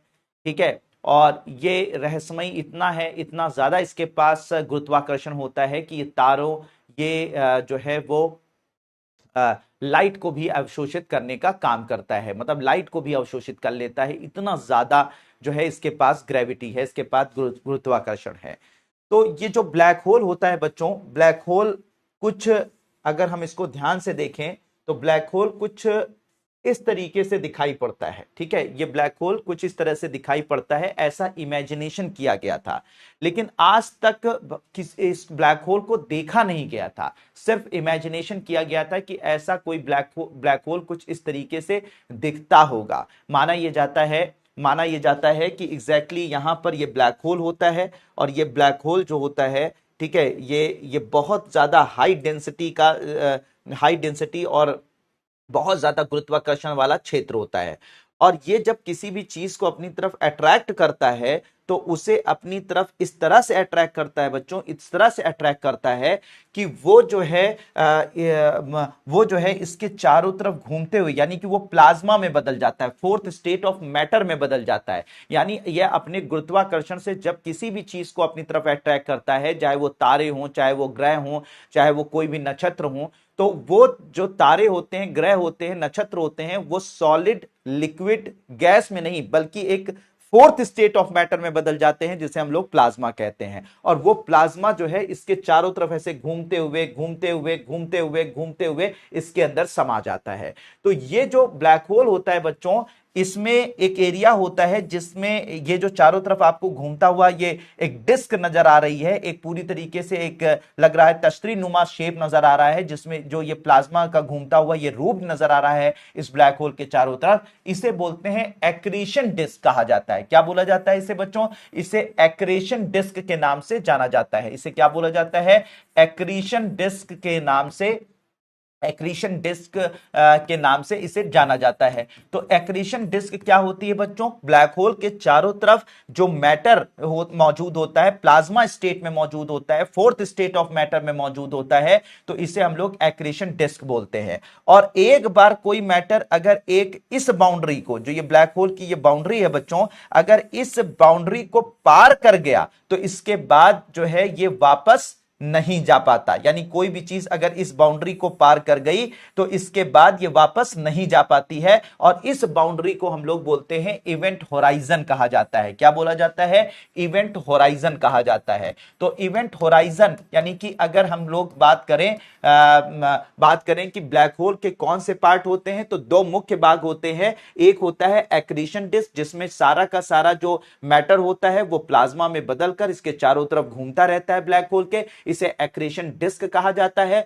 और साथ ही साथ एक ऐसी बाउंड्री जिसके अंदर एक बार मैटर चला गया तो उसके बाद बाहर नहीं आ सकता है, फिर उसके बाद वो अंदर ही चला जाता है, ब्लैक होल के अंदर ही चला जाता है, और इसे इवेंट होराइजन के नाम से जाना जाता है। अब आप लोगों को सवाल उठता होगा कि सर ये ब्लैक होल के अंदर जब कोई चीज चली जाती है तो ये कहां जाती है, मतलब किस जगह पर जाती है? तो अभी तो किसी ने ये चीज देखी नहीं है, लेकिन एक इमेजिनेशन ये की जाती है कि माना यह जाता है कि जितनी भी जब ये अपनी ग्रेविटी से, अपने गुरुत्वाकर्षण से किसी भी चीज को अपनी तरफ अट्रैक्ट करता है, तो सारा मैटर एक बार इसके अंदर इंटर कर जाने के बाद, सारा मैटर इस ब्लैक होल के अंदर इंटर करने के बाद एक टनल से गुजरता है। ठीक है, टनल से गुजरता है, और टनल से गुजरने के बाद दूसरी तरफ जो है ये सारा का सारा मैटर जो है वो बाहर निकल जाता है। ये जो दूसरी तरफ है, अब क्योंकि यहां पर सारी चीजें अवशोषित हो जा रही हैं, यहां तक कि लाइट भी नहीं रिफ्लेक्ट बैक हो रही है, तो ये जगह जो जगह जो सब चीज को अवशोषित कर लेती है, इसे हम लोग क्या बोलते हैं बच्चों? ब्लैक होल कहते हैं। ठीक है, इसे क्या कहा, क्योंकि ये ब्लैक दिखाई पड़ती है, क्योंकि ये इनफैक्ट दिखाई नहीं पड़ती है, क्योंकि इसमें लाइट भी रिफ्लेक्ट होकर नहीं आती है। तो जहां से ये सारी के सारा मैटर, सारा का सारा पदार्थ ये अपनी तरफ अवशोषित कर लेता है, उस जगह को ब्लैक होल कहते हैं। और फिर इस टनल से गुजरते हुए दूसरी तरफ सारा ये मैटर निकालता है। ठीक है, निकालता है बच्चों, तो ये जगह से लगातार जो है वो प्रकाश या मतलब जो भी मैटर होता है, पदार्थ होता है, इसमें से लगातार जो है निकल रहा होता है। तो जब यहां से मैटर निकल रहा होता है, प्रकाश निकल रहा होता है, तो ये जगह चमकदार हो जाती है। तो माना यह जाता है कि इसे कहा जाता है, इसे बोला जाता है व्हाइट होल। क्या बोला जाता है बच्चों? इसे हम लोग क्या बोलते हैं? White hole. तो आप लोगों ने बच्चों ब्लैक होल सुना होगा, लेकिन शायद व्हाइट होल ना सुना हो। इस ब्रह्मांड में ये दोनों चीजें एग्जिस्ट करती हैं। तो ब्लैक होल वो जगह होती है जहां से सारा मैटर इंटर करता है और उसके बाद दूसरी तरफ से बाहर निकलता है, और दूसरी तरफ जहां से बाहर निकलता है उसे कहा जाता है व्हाइट होल कहा जाता है। और ये जो टनल होती है, ये जो टनल आप देख रहे हैं जहां से सारा मैटर गुजरते हुए, ठीक है, गुजरते हुए जो है वो बाहर निकल रहा है, इस टनल को बोलते हैं बच्चों वर्म होल। क्या कहा जाता है बच्चों? इसे कहा जाता है वर्म होल के नाम से जाना जाता है। तो ये तीन चीजें जो है बच्चों बहुत अच्छी तरीके से याद समझ लीजिएगा कि माना यह जाता है कि सारा मैटर जो है से इंटर करता है, उसे ब्लैक होल कहते हैं, वहां कुछ नहीं दिखाई पड़ता, और जिधर से बाहर निकलता है वहां से सब कुछ दिखाई पड़ता है, बड़ा प्रकाशमयी जगह हो जाती है, उसे व्हाइट होल कहते हैं। और जहां से ये गुजरता है, ये जो टनल होती है, इसे वर्म होल के नाम से भी जानते हैं। तो मेरे प्यारे बच्चों, ब्लैक होल, व्हाइट होल और वर्म होल वर्म होल। अब मामला यह होता है कि सर ये जो व्हाइट होल है ये कहां होता है? तो याद रखिएगा बच्चों, यहीं पर एक बड़ा मिस्टीरियस कॉन्सेप्ट आ जाता है जो आपको फिर से एक बार हिला के रख देगा। माना यह जाता है बच्चों कि हमारा जो ब्रह्मांड, जिसको हम इस वक्त देख रहे हैं, हमारा जो यूनिवर्स जहां पर हम लोग इस वक्त मौजूद हैं, तो ये जो ब्रह्मांड है मेरे प्यारे बच्चों, जो ये यूनिवर्स मौजूद है, यूनिवर्स इस वक्त मौजूद है, यहां पर जो ब्लैक होल दिख रहा है, जो ब्लैक होल मौजूद होते हैं, ये अपना सारा मैटर खींच करके दूसरी तरफ निकाल देते हैं व्हाइट होल से। और ये जानते हो, ये जो दूसरी जगह होती है, जानते हो ये क्या है? ये दूसरा ब्रह्मांड है। यानी कि अभी एक ब्रह्मांड जो हम देख पा रहे हैं, ये तो आपको दिख रहा है जिसमें हम मौजूद हैं, इसके अलावा हमारे साथ साथ पैरेलल यूनिवर्स भी मौजूद है, हमारे साथ साथ जो है एक साथी ब्रह्मांड भी मौजूद होता है। और ये जो ब्रह्मांड होता है, ये एक टाइम और स्पेस, एक तरीके से माना जाता है कि जो पूरा का पूरा ब्रह्मांड है एक चादर में मौजूद है, एक चादर में मौजूद है, जिसे टाइम और स्पेस कहते हैं, जिसे दिक और काल कहा जाता है। जैसे एक चादर फैला दें ना बच्चों, जैसे एक चादर फैला दें तो, और उसके ऊपर कोई चीज रख दें, ठीक है, रख दें, तो वो जो चादर के ऊपर, एक चार लोग चादर को फैला दो, मान लीजिए कि कोई भी चादर है, कोई भी पेपर है, तो जैसे अभी मैं आपको एक एक्सपेरिमेंट करके दिखाता हूं। तो मान लीजिए कि ये एक चादर है, तो ये जो चादर है ये तो हो गया हमारा, इस चादर को बोलते हैं टाइम और स्पेस। माना जाता है ब्रह्मांड इसी में मौजूद है। तो ये क्या हो गया बच्चों? टाइम और स्पेस। ये जो चादर आपको दिखाई पड़ रही है, ये क्या हो गई? टाइम और स्पेस हो गई। ठीक है, तो अब यहां पर टाइम और स्पेस की ये जो चादर है, इसमें जहां पर हम मौजूद हैं ये वाली जगह है, यानी ऊपर वाली जो जगह है, यहां पर टाइम और स्पेस के ऊपरी वाले सतह पर हम लोग मौजूद हैं। ठीक है, ये हमारा ब्रह्मांड है। लेकिन इसी ब्रह्मांड के नीचे भी एक ब्रह्मांड मौजूद है, जहां पर कोई हो सकता है कि कोई और तारे और ग्रह नक्षत्र, या हो सकता है हमारे जैसे जीव मौजूद हों। ठीक है, मौजूद हो। तो ये ब्रह्मांड जो है बच्चों सेपरेटेड होता है। वो किससे सेपरेटेड होता है? टाइम और स्पेस की चादर से सेपरेटेड होता है। और यहां पर ये हमारा ब्रह्मांड है जो हमारे लिए विजिबल है। इसके अलावा माना जाता है इसी ब्रह्मांड के नीचे जो है टाइम और स्पेस की चादर ने एक दूसरे ब्रह्मांड ब्रह्मांड को भी छिपा रखा है, यानी हमारे साथ ही पैरेलल यूनिवर्स भी मौजूद है, पैरेलल यूनिवर्स भी मौजूद है। तो माना यह जाता है बच्चों, ये जो वर्म होल होते हैं, ये वर्म होल असल में छोटे छोटे हमारे ब्रह्मांड में होल होते हैं, ठीक है। ब्रह्मांड में ये टाइम और स्पेस में जो होल होते हैं, यानी कि यहां से यहां ये हमारा ब्रह्मांड है, ये हमारा ब्रह्मांड है, और ये टाइम स्पेस की चादर है, और इसमें अंदर ये जहां पर ये सारी चीजें मौजूद हैं, हमारा ग्रह नक्षत्र सब मौजूद हैं, ये टाइम स्पेस के ऊपर की भाग में, और यहां पर ब्लैक होल है। ब्लैक होल से कोई इंटर कर जाए तो दूसरी तरफ कहां निकल जाएगा, दूसरी तरफ जो है वो हमारे दूसरे ब्रह्मांड में निकल जाएगा, यानी कि वर्म होल से होता हुआ जो है व्हाइट होल से निकलकर वो दूसरे ब्रह्मांड में पहुंच जाएगा, ठीक है। तो ऐसा कॉन्सेप्ट कहता है, सोचिए कितना इंटरेस्टिंग कॉन्सेप्ट है बच्चों, सोच के जरा देखिए कि हमारे साथ साथ पैरेलल यूनिवर्स भी मौजूद है, मतलब हम जहां खड़े हैं वो टाइम और स्पेस की चादर में हम मौजूद हैं, और हो सकता है कि इसके नीचे, धरती के नीचे नहीं, हमारे ब्रह्मांड के नीचे, धरती के नीचे की बात नहीं हो रही है, ब्रह्मांड के नीचे एक टाइम और स्पेस के फ्रेमवर्क में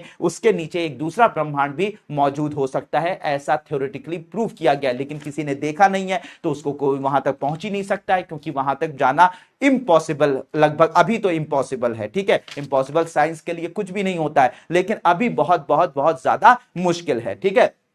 तो ये बात समझ में, मेरे प्यारे बच्चों, आपको समझ में आ रही होगी कि ये मामला क्या होता है। तो ये ब्लैक होल है, ये वर्म होल है, और इसके बाद ये व्हाइट होल है। अब बच्चों बात ये हो रही थी कि ये सब थ्योरी में तो प्रूफ था कि ब्लैक होल ऐसा दिखता होगा, उसके चारों तरफ इवेंट होराइजन टेलीस्कोप है, सॉरी उसके चारों तरफ इवेंट होराइजन होता है, उसके जो है एक्रीशन डिस्क होती है, ये सब बातें थ्योरी में प्रूफ थी। लेकिन आज तक किसी ने इस ब्लैक होल को नहीं देखा था, ब्लैक होल को किसी ने नहीं देखा था, ब्लैक होल को किसी ने न जाना था ना देखा था, क्योंकि देख ही नहीं सकते हो आप। वहां पर कोई भी अगर दूरदर्शी भेजो से देखने की कोशिश करोगे तो वहां लाइट रिफ्लेक्ट ही नहीं होती, जब लाइट रिफ्लेक्ट ही नहीं होती है तो आप देख कैसे लोगे, इम्पॉसिबल है। तो बच्चों ये सोचा गया कि यार कैसे प्रूफ किया जाए कि ब्लैक होल होते हैं। बस थ्योरी में तो ब्लैक होल होता है, लेकिन जो है रियलिटी में पता नहीं ब्लैक होल होता है कि नहीं होता है, कि सब हम लोग ऐसे ही झूठ बातें कर रहे हैं। तो ये सोचा गया कि भैया चलो एक बार कोशिश करते हैं, एक इमेजिनेशन करते हैं, कैलकुलेशन करते हैं, कि देखते हैं भैया कि ये जो ब्लैक होल होते हैं, ब्लैक होल को देखने की कोशिश की जाए। तो सोचा गया कि कितना बड़ा मतलब ये बड़े मजेदार बात है। तो सोचा गया कि ब्लैक होल को कैसे देखा जाएगा। ब्लैक होल को देखने के लिए हमें एक बहुत बड़ा टेलीस्कोप चाहिए होगा। तो वैज्ञानिक बैठे, वैज्ञानिकों ने कैलकुलेशन करी कितना बड़ा ब्लैक टेलीस्कोप चाहिए होगा। अगर हम किसी ब्लैक होल को देखना चाहें तो कितना बड़ा टेलीस्कोप चाहिए होगा। तो वैज्ञानिकों ने जब कैलकुलेशन करी, पूरी कैलकुलेशन करी कि भैया ब्लैक होल को देखने के लिए हमें कितना बड़ा जो है वो चाहिए होगा, मतलब ये टेलीस्कोप चाहिए होगा। तो पता ये चला बच्चों कि जब ब्लैक होल को अगर आपको देखना है तो ब्लैक होल को देखने के लिए जो टेलीस्कोप का साइज होना चाहिए वो ज्यादा बड़ा नहीं होना चाहिए।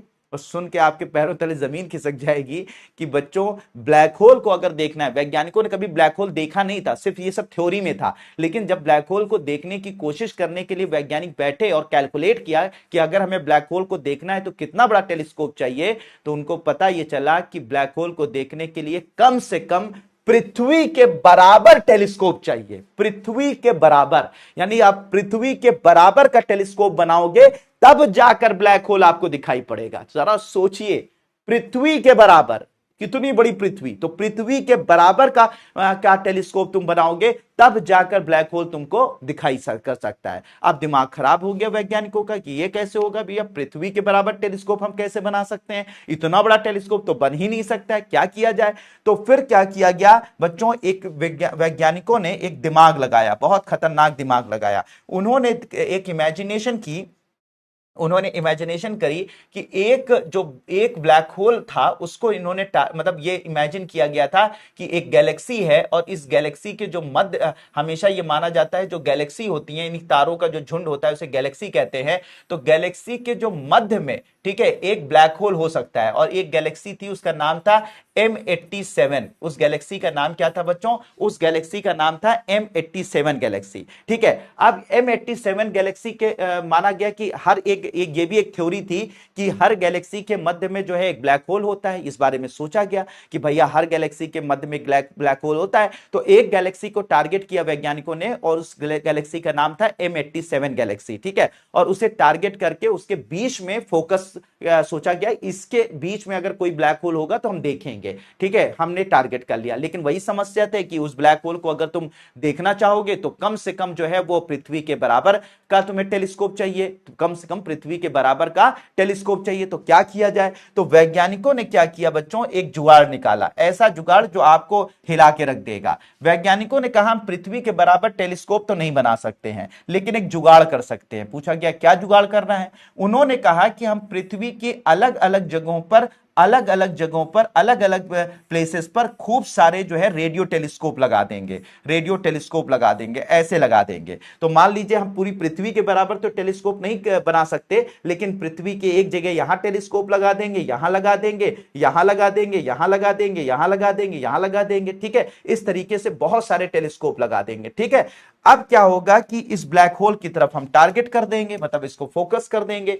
तो ब्लैक होल अगर हो, ब्लैक होल से जो रेडिएशन निकलेगा, यानी कि विद्युत चुंबकीय जो तरंगे निकलेंगी, इसे लाइट से तो देखा नहीं जा सकता, प्रकाश से तो देखा नहीं जा सकता, इसमें से, ठीक है, इसमें से जो विद्युत चुंबकीय तरंगें निकलती हैं, गामा किरणें निकलती हैं, रेडियो तरंगें निकलती हैं, उसी को हम कैप्चर करेंगे, क्योंकि इससे प्रकाश तो निकलता नहीं है। तो इसमें जो गामा किरणें निकलती हैं, विद्युत चुंबकीय तरंगें निकलती हैं, उसे ही हम फोकस करेंगे। और सारे के सारे जितने हमने क्या किया, दुनिया के बहुत कोनों कोनों में हमने ये जो टेलीस्कोप पूरे लगा दिए। ठीक है, बहुत सारे टेलीस्कोप एक साथ लगा दिए, उनको टारगेट कर दिया M87 ब्लैक को, M87 गैलेक्सी के मध्य में, यानी M87 के ब्लैक होल, जहां हमें यह कल्पना थी कि यहां पर एक ब्लैक होल हो सकता है। तो जब हमने टारगेट कर दिया, तो इसके बाद अलग ब्लैक होल के, यानी कि हमने ब्लैक होल के अलग अलग भागों पर अलग अलग टेलीस्कोप टारगेट किए। तो जो ब्लैक होल से निकलने वाला इलेक्ट्रोमैग्नेटिक रेडिएशन का ये इस वाले भाग से निकला, उसको इसने कैप्चर कर लिया। इस वाले भाग से जो इलेक्ट्रोमैग्नेटिक रेडिएशन निकला, विद्युत चुंबकीय तरंगें निकली, इसने कैप्चर कर लिया। इस वाले भाग से जो विद्युत चुंबकीय तरंगें निकली, उसको इसने कैप्चर कर लिया। इस वाले भाग से जो विद्युत चुंबकीय तरंगें निकली, उसको इसने कैप्चर कर लिया। इस वाले भाग से जो विद्युत चुंबकीय तरंगें निकली, उसको इसने कैप्चर कर लिया।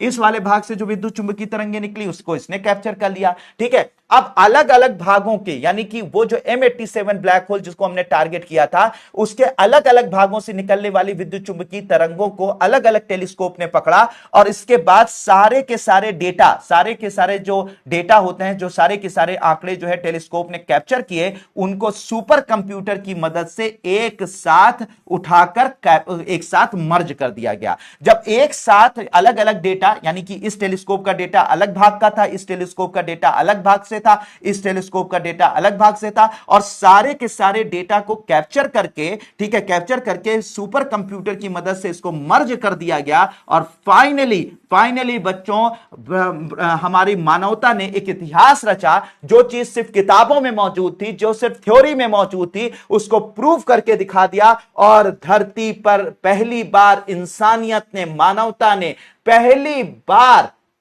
ब्लैक होल देखा। यह है इमेज ब्लैक होल की। पहली बार इंसानियत ने, मानवता ने पहली बार ब्लैक होल देखा। यह पहली इमेज है जो मानवता ने पहली बार M87 ब्लैक होल की देखी, पहली बार हमें ब्लैक होल दिखाई पड़ा। ठीक है, और ये जो इमेज है, ये रियल इमेज है, आप लोगों के लिए लेकर आया हूं। ठीक है, ये 2019 में ये कारनामा किया गया। इस तरीके से मामूली नहीं था इसको कैप्चर कर पाना। ये पिक्चर मामूली पिक्चर मत लीजिएगा, ये मामूली पिक्चर नहीं है बच्चों। ये पिक्चर जो है वो एग्जैक्टली ब्रह्मांड के, मतलब ब्रह्मांड के सबसे बड़े रहस्य की पिक्चर है, जो कि आज तक पॉसिबल नहीं था। बच्चों क्या हुआ, ये जो आप लोग इमेज देख रहे हैं, ये इमेज जो है इसी तरीके से कैप्चर की गई। ये M87 ब्लैक होल की है, जिसे मानवता ने पहली बार कैप्चर किया। पहली बार हम लोग ब्लैक होल को सिर्फ थ्योरी में पढ़ते थे, इस बार हम लोग रियल में देख पाए। ठीक है, तो ये ब्लैक होल आपको दिखाई पड़ रहा है, M87 ब्लैक गैलेक्सी के मध्य में ये ब्लैक होल है। और इवेंट हो रहे, और ये जो टेलीस्कोप का पूरा नेटवर्क बनाया गया, जिसके बारे में मैंने आपको बताया कि कई टेलीस्कोप्स का पूरा ग्रुप बनाया गया, और ये जो टेलीस्कोप का ये ग्रुप बनाया गया, इसे बोला गया, इस नेटवर्क को बोला गया इवेंट होराइजन टेलीस्कोप नेटवर्क। क्या बोला गया बच्चों, इसे बोला गया इवेंट होराइजन टेलीस्कोप नेटवर्क कहा गया। यानी कि बहुत सारे जो है टेलीस्कोपों का पूरा ग्रुप, जिसे इवेंट होराइजन टेलीस्कोप नेटवर्क का काम किया गया। देखिए, एक telescope Thule air based Greenland में लगा दिया गया, एक फ्रांस में लगा दिया गया, एक स्पेन में लगा दिया गया, एक चिली में लगा दिया गया, एक मैक्सिको में, एक अमेरिका में, एक हवाई में। इस तरीके से बहुत सारे टेलीस्कोप्स को आपस में जोड़कर उनके अलग अलग डेटा को मर्ज करके ये इमेज जो है वो तैयार की गई, जिसे हम लोग आज देख पा रहे हैं। तो हमने, मानवता ने पहली बार इस टेलीस्कोप, इस जो है वो ब्लैक होल को देखा। तो ये ब्लैक होल कोई मामूली, ये जो इमेज आप देख रहे हैं कोई मामूली इमेज नहीं है, ये रियल इमेज है ब्लैक होल की। तो मेरे प्यारे बच्चों, बताइए मजा आ रहा है कि नहीं आ रहा है ये सारी चीजें जानकर? जल्दी कमेंट कीजिए, जल्दी बताइए कि मजा आया कि नहीं आया ये सारी चीजें, ये रहस्य देखकर। कितना मुश्किल था, लेकिन वैज्ञानिक हारे नहीं और उन्होंने ये कारनामा करके दिखाया और पहली बार ये ब्लैक होल देखा। तो यहां पर ब्लैक होल सिर्फ इतना बड़ा एरिया है, ठीक है, लेकिन ये जो चारों तरफ आप देख रहे हैं ना, ये एक्रेशन डिस्क है जो कि प्लाज्मा से बनी हुई है। इसी तरीके से तो मैंने यहां पर आपको बताया था, इधर ये चारों तरफ एक्रेशन डिस्क, बीच में जो है इवेंट होराइजन होता है। उसी तरीके का यहां पर आप लोग देख रहे हैं, ये जो है इवेंट होराइजन है और ये पूरा एक्रेशन डिस्क है। बात समझ में आ रही है? बताओ जल्दी से बच्चों।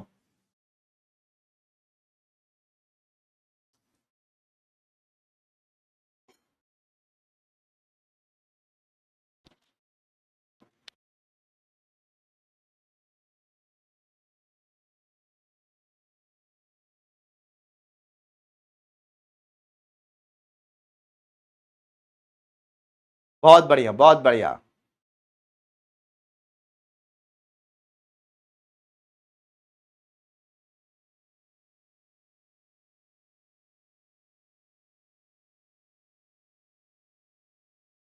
बहुत बढ़िया।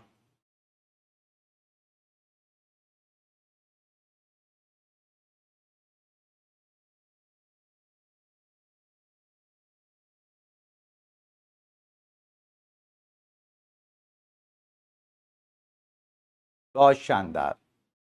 चलो, तो यहां पर ये सारी चीजें जानी बच्चों। तो ब्लैक होल क्या होता है, ब्लैक होल में जो है वो एक्रीशन डिस्क क्या होती है, इवेंट होराइजन क्या होता है, ठीक है, इसको कैसे कैप्चर किया गया, इवेंट होराइजन टेलीस्कोप नेटवर्क से कैप्चर किया गया, ठीक है, कैप्चर किया गया, ये सारी बातें हम लोगों ने जान ली। ब्लैक होल के बाद ब्लैक होल क्या होता है, वर्म होल क्या होता है, व्हाइट होल क्या होता है, ये सब बातें भी मैंने आप लोगों को बच्चों बता दी। तो जल्दी से इसे नोट कर डालिए, ठीक है, ये सारी चीजें नोट कर लीजिए।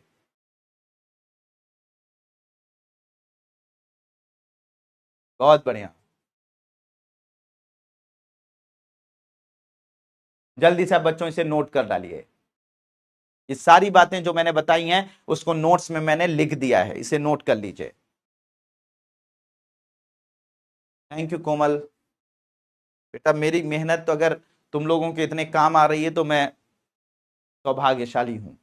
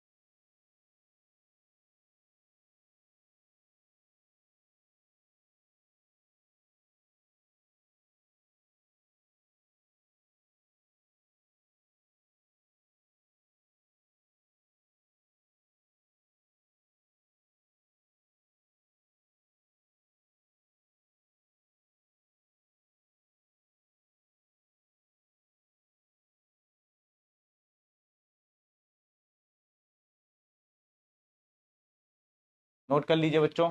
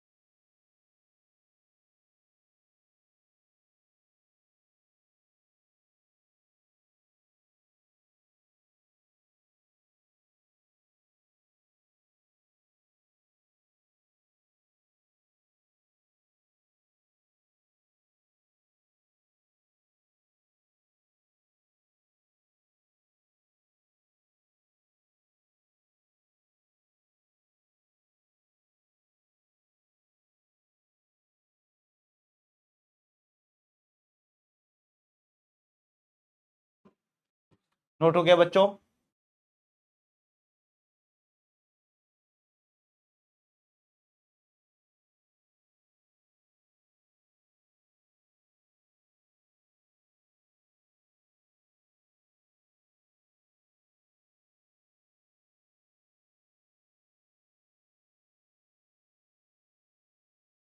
तो यहां पर मैंने मेंशन कर दिया है बच्चों M87 गैलेक्सी के बारे में भी, ठीक है। और इसे किस टेलीस्कोप से लिया गया था? इसे इवेंट होराइजन टेलीस्कोप की मदद से लिया गया था। इवेंट होराइजन टेलीस्कोप क्या था आपको मैंने बता दिया है, उसके बारे में भी हर एक चीज जो मैंने समझाई है वो इस नोट्स के अंदर पूरी की पूरी चीज जो है वो मेंशन है। एक चीज यहां पर देखिएगा, जैसे मैंने आप लोगों को बताया कि हमारे गैलेक्सी के मध्य में भी, जैसे मैंने कहा ना हर गैलेक्सी के मध्य में जो है वो ब्लैक होल होता है। तो हमारी जो गैलेक्सी आकाश गंगा है, जिसमें हमारा सूर्य है, हमारी पृथ्वी है, तो हमारी जो आकाश गंगा है, हमारी जो गैलेक्सी है, उसके मध्य में भी एक ब्लैक होल मौजूद है। ठीक है, हम ब्लैक होल मौजूद है, और इस ब्लैक होल को नाम दिया गया है सेजिटेरियस ए। ठीक है, तो हम जहां पर मौजूद है, यानी हमारी आकाश गंगा जिसके अंदर हमारा सूरज, हमारी पृथ्वी मौजूद है, तो उस सेजिटेरियस ए तो उसके मध्य में भी एक ब्लैक होल मौजूद है, उसका नाम सेजिटेरियस ए है। लेकिन आप घबराइएगा नहीं, आप बहुत दूर है, आप यहां पर मौजूद है, आप गैलेक्सी के यहां पर मौजूद है, और ब्लैक होल यहां मौजूद है। यहां से यहां तक पहुंचने में ही करोड़ों साल, अरबों साल लग जाएंगे। तो आपको घबराने की जरूरत नहीं कि आपको ये खींच कर खा जाएगा। ठीक है, हम लोग तो अभी इतने कमजोर हैं कि सोचो 1977 में, 1977 में अमेरिका ने एक यान भेजा था कि हमारे सोलर सिस्टम से बाहर निकल जाए। तो वो 19 वाइजर 1 नाम का, तो 1977 से वाइजर चल रहा है, चल रहा है, चल रहा है, चल रहा है, चल रहा है, चल रहा है। आज जो है वो लगभग लगभग 40 साल से भी ऊपर हो गए, 42-43 साल हो गए, लेकिन आज तक वो हमारे सोलर सिस्टम को पार नहीं कर पाया। सिर्फ सोलर सिस्टम को नहीं पार कर पाया, ऐसे अरबों अरबों खरबों सोलर सिस्टम इस हमारी गैलेक्सी में मौजूद हैं। जरा इमेजिन करो मेरे प्यारे बच्चों कि हमारी गैलेक्सी में अरबों खरबों हमारे सूर्य सूर्य और सूर्य से जुड़े हुए जो ग्रह हैं उसे सोलर सिस्टम कहा जाता है। तो हमारे सोलर सिस्टम जैसे अरबों खरबों सोलर सिस्टम एक गैलेक्सी में मौजूद हैं, और हमारा यान जो है सिर्फ हमारे सोलर सिस्टम को अभी नहीं पार कर पाया 42 साल 43 साल में। तो सोचो कि ब्रह्मांड कितना बड़ा होगा, सोचिए आप। और ये जरा से इमेजिन करो, हमारा सोलर सिस्टम जो है ऐसे अरबों खरबों सोलर सिस्टम एक गैलेक्सी में मौजूद हैं, और ऐसी अरबों खरबों गैलेक्सियां मौजूद हैं, ऐसे गैलेक्सी क्लस्टर मौजूद है, तब जाके हमारा ब्रह्मांड बनता है। मतलब हमारे ब्रह्मांड की कल्पना ही हम लोग नहीं कर सकते। अभी तक हम 1977 से जो वाइजर 1 भेजा है वो हमारे सोलर सिस्टम को नहीं पार कर पाया, दूसरे सोलर सिस्टम में नहीं जा पाया है। तो यहां तक तो बहुत अलग बात है। बात समझ में आ रही है? तो बहुत, तो ओवरऑल हमारे जो गैलेक्सी के मध्य में जो ब्लैक होल मौजूद है उसका नाम सेजिटेरियस ए है, और उसकी भी पिक्चर अभी ली गई है, इवेंट होराइजन टेलीस्कोप के नेटवर्क ने ली है। तो इवेंट होराइजन के जो टेलीस्कोप नेटवर्क है उसने हमारे गैलेक्सी के मध्य में भी जो है वो एक ब्लैक होल मौजूद है, उसकी पिक्चर्स ली है, उसका नाम रखा है सेजिटेरियस ए। ये जो पिक्चर आप लोग इस वक्त देख रहे हैं ये रियल पिक्चर है हमारी आकाशगंगा, हमारे मिल्की वे के बीच में मौजूद ब्लैक होल की।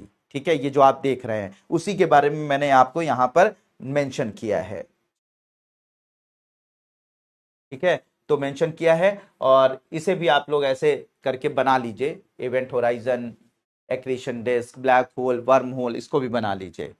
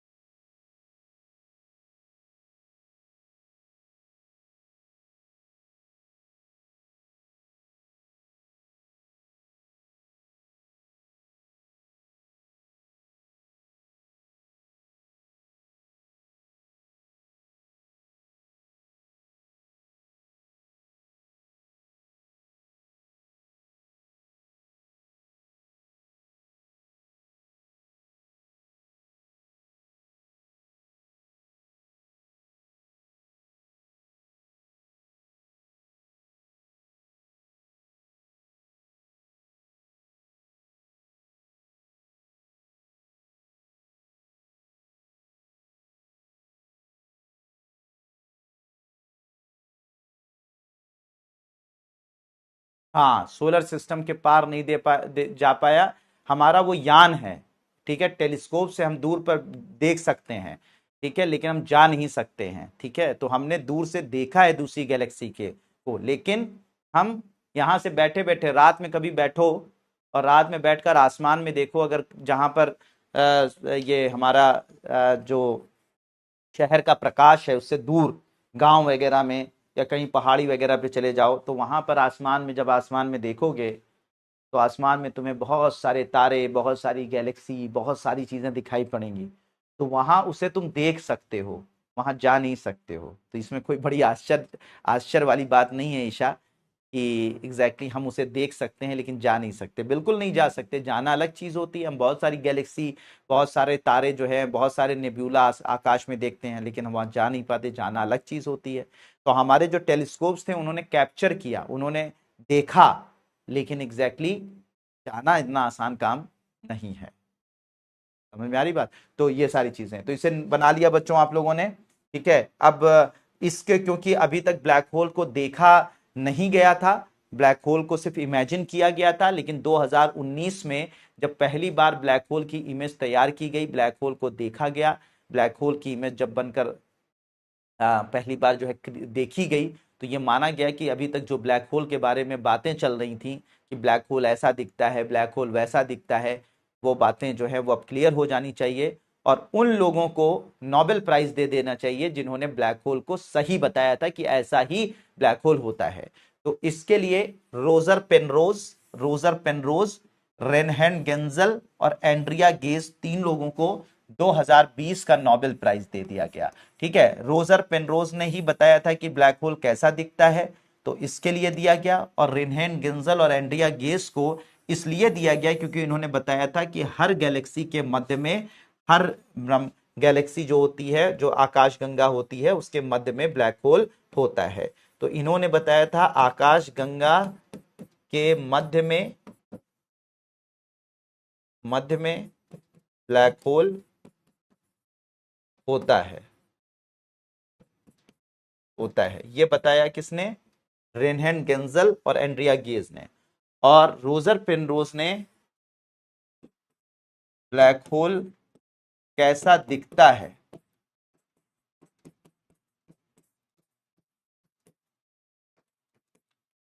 ये बताया। तो इन दोनों को, इन तीन लोगों को इनफैक्ट नोबेल प्राइज दिया गया फिजिक्स का 2020 का। इन्हें भी नोट कर लीजिए।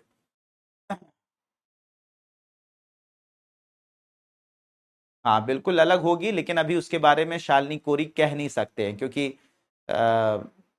सब बिल्कुल अलग है, ठीक है। मतलब उसके वहां तक जिस चीज को हम देखते नहीं है, उसके बारे में क्या अंदाजा लगाना, बस थ्योरी में है। जब हम लोग व्हाइट होल देख लेंगे, लेकिन वो अभी तो पॉसिबल नहीं हो है।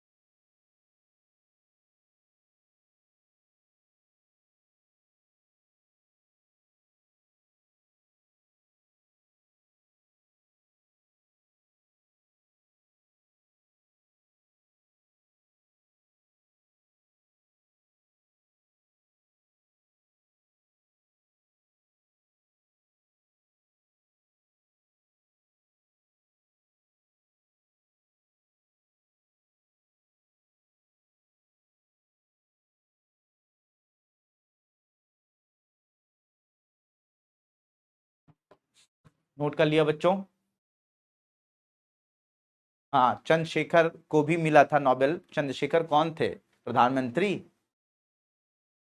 चंद्रशेखर जो है वो एक बहुत बड़े वैज्ञानिक थे, इंडो अमेरिकन वैज्ञानिक थे, और उन्हें नोबेल प्राइज इसीलिए मिला था क्योंकि उन्होंने चंद्रशेखर लिमिट बताई थी। चंद्रशेखर लिमिट का मतलब क्या होता है?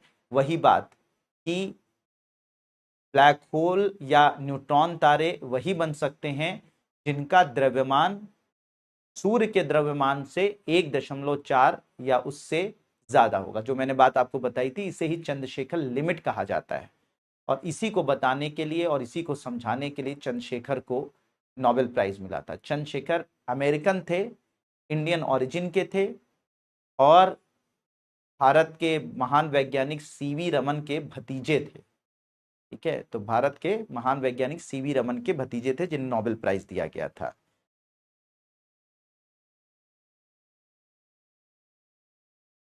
ठीक है, तो नोट कर लिया बच्चों ये सारी चीजें। अब ये सारी चीजें जानने के बाद, समझने के बाद बच्चों, मुझे लगता है कि आपका काफी इंटरेस्ट आ गया होगा स्पेस टेक्नोलॉजी में।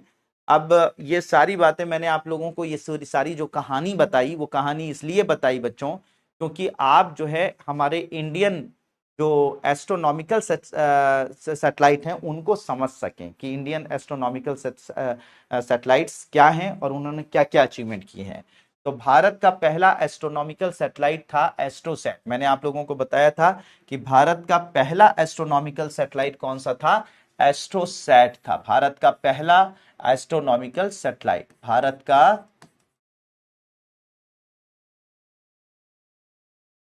पहला एस्ट्रोनॉमिकल उपग्रह। ठीक है, जिसे 1515 किलोग्राम का ये था और 28 सितंबर 2015 को लॉन्च किया गया। 650 किलोमीटर की लो अर्थ ऑर्बिट में लॉन्च किया गया। किसकी मदद से लॉन्च किया गया? पीएसएलवी एक्सेल की मदद से। पीएसएलवी एक्सेल की मदद से हमने इसको लॉन्च किया। ये भारत का पहला एस्ट्रोनॉमिकल उपग्रह था, एस्ट्रोसैट। ठीक है, और इसने बहुत सारी अचीवमेंट अभी तक करी हैं, अभी तक बहुत सारा ये काम कर चुका है। 10 साल इसके, इस साल अगर 2026 में कोई एग्जाम देना चाह रहा है तो इस पर सवाल बन सकता है। क्यों बन सकता है बच्चों? क्योंकि इसने, हमारे ये एस्ट्रोनॉमिकल सैटेलाइट ने अपने अपने 10 वर्ष पूरे कर लिए। ठीक है, 2025 में 10 वर्ष पूरे कर लिए, तो इसलिए इस पर क्वेश्चंस बन सकते हैं 2026 के एग्जाम में। तो इसको पहले नोट कीजिए, फिर इसकी अचीवमेंट्स पर बात करते हैं कि इसने क्या क्या अर्जित किया है, क्या क्या इसने अचीव किया है, क्या क्या इसने बताया है अभी तक।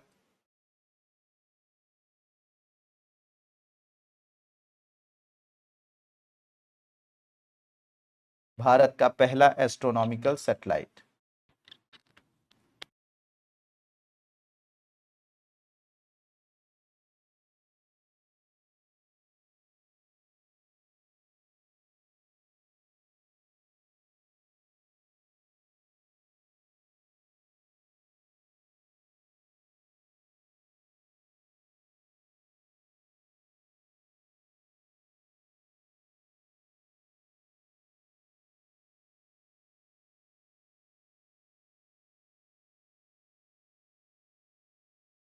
अब इसने क्या अचीवमेंट की है उसको हम लोग देखते हैं।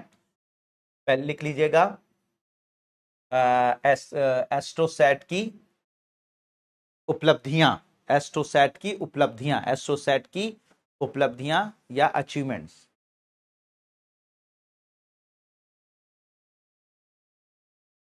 एस्ट्रोसैट की उपलब्धियां अथवा अचीवमेंट। तो पहली अचीवमेंट इसकी थी बच्चों कि एक नई आकाश, मैंने आपको बताया ना कि अरबों तारों का एक झुंड होता है जिसे हम लोग बोलते हैं आकाशगंगा। ठीक है, तो अरबों तारों का झुंड होता है, उसे बोलते हैं आकाश गंगा।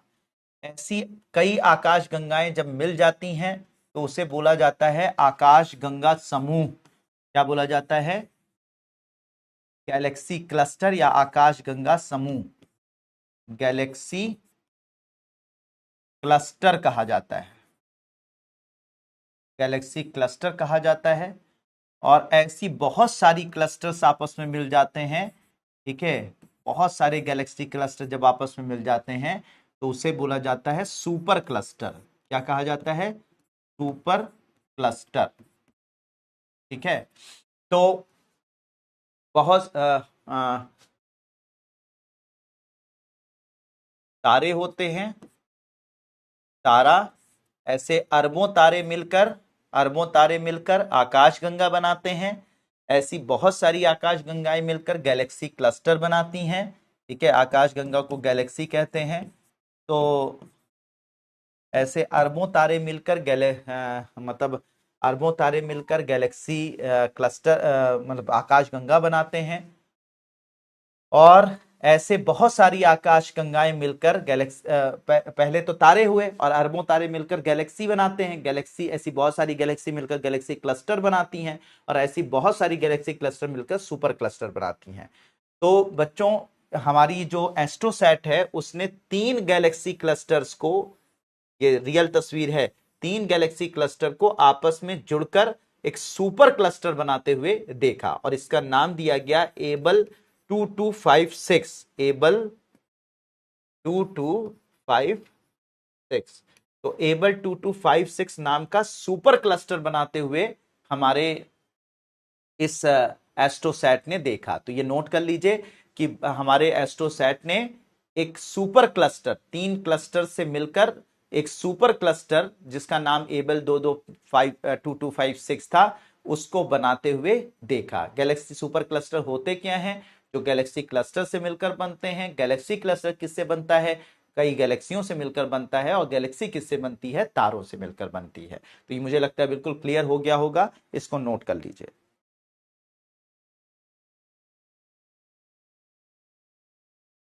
एबल 2256 सुपर क्लस्टर है ये।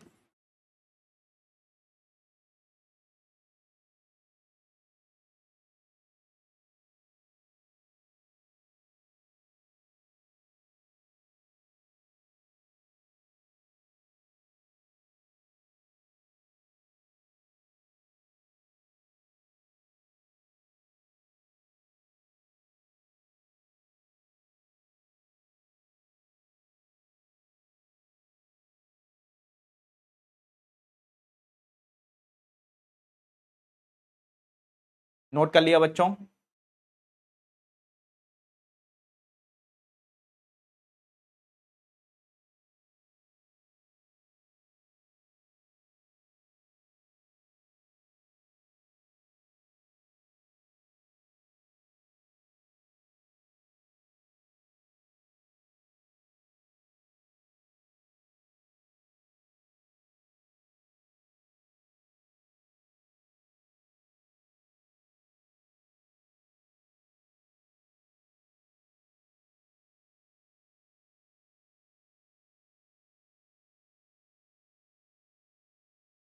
नोट कर लिया बच्चों?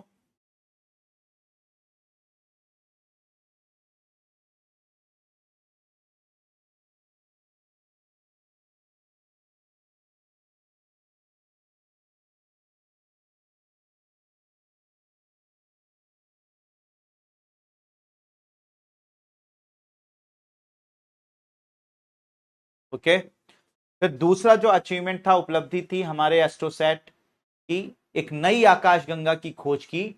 और ये जो नई आकाशगंगा है, नई गैलेक्सी है, उसका नाम रखा ऑड FS01।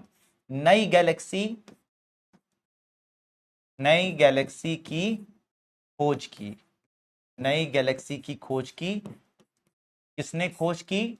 हमारे एस्ट्रोसैट ने, जिसका नाम है, इस नई गैलेक्सी का नाम क्या रखा गया? Odd FS01। इसको भी नोट कर लीजिए कि हमारे एस्ट्रोसैट ने एक नई गैलेक्सी, एक नई आकाशगंगा ऑड FS01 की खोज की।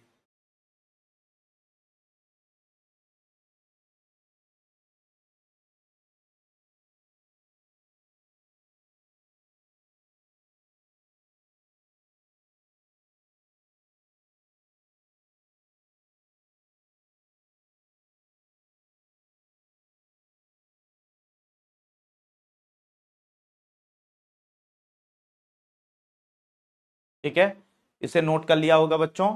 फिर इसके बाद एक अलग तरीके का तारा होता है बच्चों, जिसे ब्लू स्ट्रैगलर स्टार कहते हैं। ब्लू स्ट्रैगलर स्टार ना न्यूट्रॉन तारा होता है, ना ये कोई ब्लैक होल है, लेकिन ये एक छोटा सा तारा होता है। और ये जो छोटा सा तारा होता है, इसके अंदर ये कैपेसिटी होती है कि ये एक बड़े तारे को खाकर खत्म कर देता है, एक बड़े तारे की ऊर्जा को, उसके मैटर को, पदार्थ को खींचकर और इसे खा जाता है। तो इस तारे को हम लोग बोलते हैं ब्लू स्ट्रैगलर स्टार। क्या बोलते हैं? Blue straggler star. तो ब्लू स्ट्रैगलर स्टार को एक दूसरा नाम भी दिया जाता है, वैम्पायर स्टार। क्या बोला जाता है? वैम्पायर स्टार, वैम्पायर तारा। तो वैम्पायर तारा या ब्लू स्ट्रैगलर तारा एक ऐसा विशेष तारा होता है जो साइज में छोटा होता है, लेकिन बड़े तारों को खींचकर खाकर खत्म कर देता है। तो हमारे एस्ट्रोसैट ने ब्लू स्ट्रैगलर तारे को ये करते हुए देखा, मतलब कि ब्लू स्ट्रैगलर स्टार को जो है एक बड़े तारे को खाते हुए देखा। इसको मतलब इसको हम लोग सुनते थे, लेकिन एग्जैक्टली इसको रियल में देखने का काम किसने किया? हमारे एस्ट्रोसैट ने। तो ये बात लोग नोट कर लीजिए कि हमारा जो एस्ट्रोसैट है उसने ब्लू स्ट्रैगलर तारे को खोजा और उसको एक बड़े तारे को खाते हुए देखा।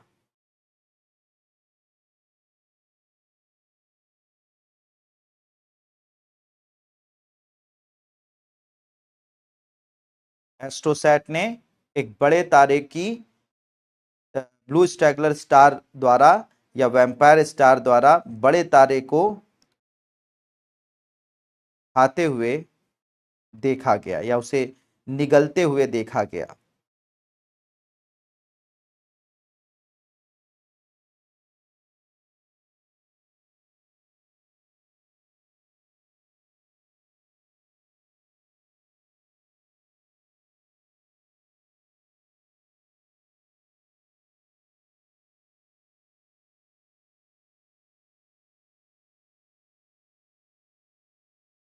ब्लू स्ट्रैगलर तारा या वैम्पायर तारे द्वारा, ब्लू स्ट्रैगलर तारे या वैम्पायर तारे द्वारा, वैम्पायर तारे द्वारा एक बड़े तारे को खाते हुए या उसे निगलते हुए देखा गया। फिर उसके बाद बात करते हैं आगे की। तो ये देखिए न्यूज़पेपर में आया था, Indian scientist of astrophysics researchers discover vampire star that feeds of its companion star. ये अगस्त 2024 की न्यूज है।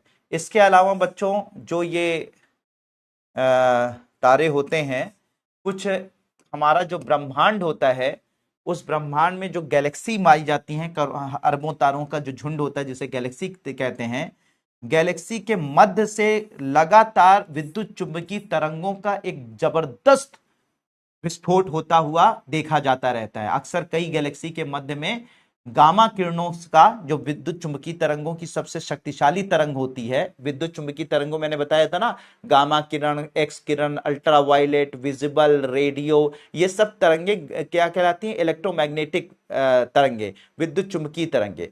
तो उनमें जो सबसे खतरनाक, सबसे वायलेंट, सबसे तीव्र होती है वो होती है गामा किरणें। तो हमारे गैलेक्सी के मध्य से, यानी बहुत सारी ऐसी गैलेक्सी हैं जिनके मध्य से लगातार बहुत तेजी से गामा किरणों का पुंज निकलता है, गामा किरणों का विस्फोट होता रहता है। इसे जीआरबी कहते हैं। जीआरबी का मतलब होता है गामा रे बस्ट। क्या बोला जाता है? गामा रे बस्ट कहा जाता है, गामा रे बस्ट कहा जाता है इसे। जीआरबी, जीआरबी कहा जाता है, गामा रे विस्फोट। हिंदी में क्या बोलेंगे इसे? हिंदी में बोलेंगे गामा रे विस्फोट कहा जाता है। तो ऐसे गामा रे विस्फोट, एक गैलेक्सी के मध्य से गामा रे विस्फोट हो रहा था, अत्यधिक शक्तिशाली, ये ब्रह्मांड की सबसे शक्तिशाली विस्फोट माना जाता है। तो इसे गामा रे विस्फोट या गामा रे बस्ट कहते हैं। तो एक नए गामा रे विस्फोट या गामा रे बस्ट, जिसका नाम दिया गया 231122b, उसको देखने का काम एस्ट्रोसैट ने किया। तो एस्ट्रोसैट ने एक बड़ा गामा रे बस्ट या गामा रे विस्फोट, जिसे जीआरबी 231122b कहा गया, उसको उसके चित्र लिए या उसका डेटा, आंकड़ा एकत्र किया। एस्ट्रोसैट ने एस्ट्रोसैट ने एक बड़े गामा रे विस्फोट या एक बड़े गामा रे बस्ट 231122b को के आंकड़े एकत्र किए या उनके चित्र लिए। एस्ट्रोसैट ने एक बड़े गामा रे विस्फोट GRB 231122b को के चित्र लिए या उनका डेटा इकट्ठा किया।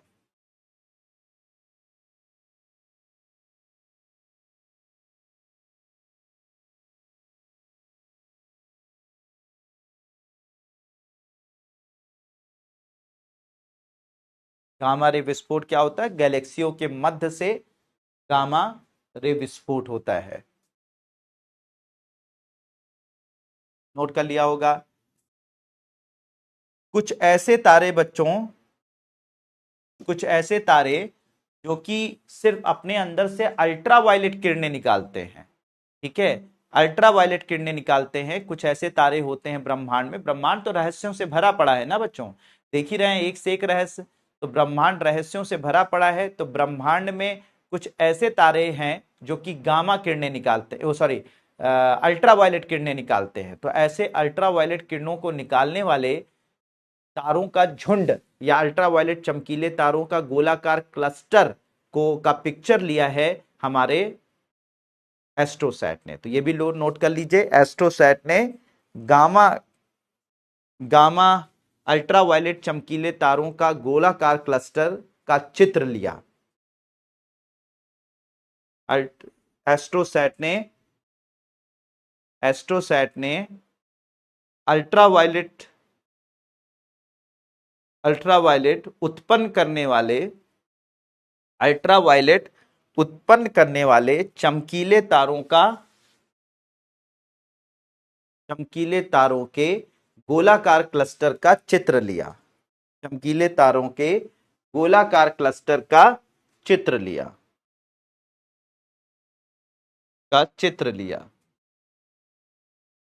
ठीक है, लिया। इसके बाद क्या किया?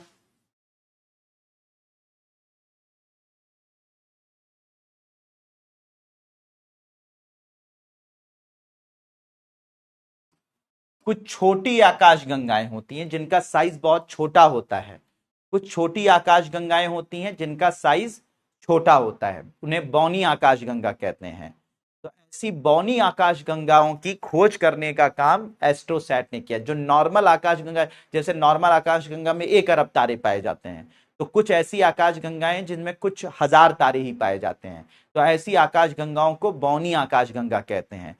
तो ऐसे बौनी आकाश गंगाओं का चित्र लेने का काम या उनके आंकड़े एकत्र करने का काम एस्ट्रोसैट ने किया। तो ये एक बौनी आकाश गंगा का चित्र है, ठीक है। तो लिख लीजिए, एस्ट्रोसैट ने बौनी आकाश गंगाओं की पहचान की। लिख लीजिए कि एस्ट्रोसैट ने बौनी आकाश गंगाओं की पहचान करके उनके आंकड़े एकत्र किए। बौनी आकाश गंगाओं की पहचान करके उनके आंकड़े एकत्र किए। बौनी आकाश गंगाओं की पहचान करके उनके आंकड़े एकत्र किए। बौनी आकाश गंगाओं की पहचान करके उनके आंकड़े एकत्र किए, ठीक है। और अभी हाल फिलहाल में एस्ट्रोसैट ने क्या है, न्यूट्रॉन तारों के स्ट्रक्चर के बारे में हमें जानकारी दी। यानी जो न्यूट्रॉन तारे होते हैं वो कैसे बने होते हैं उनके बारे में प्रकाश डाला। तो लिख लीजिए कि हाल ही में एस्ट्रोसैट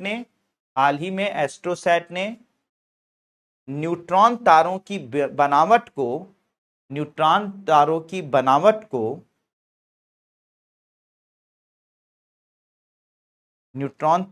बनावट पर तथा उसके निर्माण पर, न्यूट्रॉन तारों की बनावट तथा उसके निर्माण पर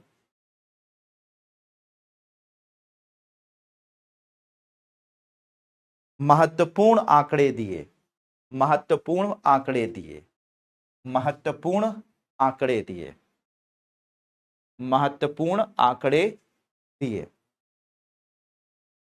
तो ये सब बच्चों अचीवमेंट थी इसकी, हमारे एस्ट्रोसैट की। तो एस्ट्रोसैट की ये काफी अचीवमेंट थी जिनके बारे में हम लोगों ने बात की, जिसमें उसने न्यूट्रॉन तारों के ऊपर प्रकाश डाला, बौनी आकाश गंगाओं को बताया, दिखाया, अल्ट्रा वायलेट चमकीले तारों का ग्रुप दिखाया, जीआरबी दिखाया, ठीक है, ब्लू स्टैगलर या वैम्पायर तारों के बारे में जानकारी दी, नई गैलेक्सी की खोज की, आकाशगंगा समूह को खोजा।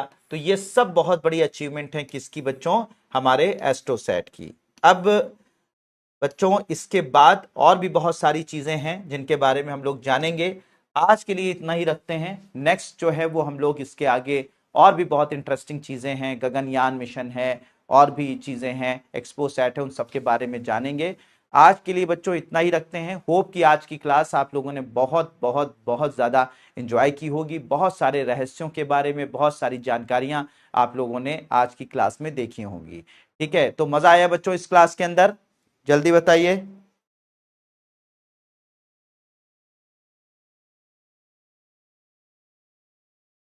बहुत बढ़िया अजय तनु, वाकई में कोमल, बहुत रहस्यमयी है ब्रह्मांड।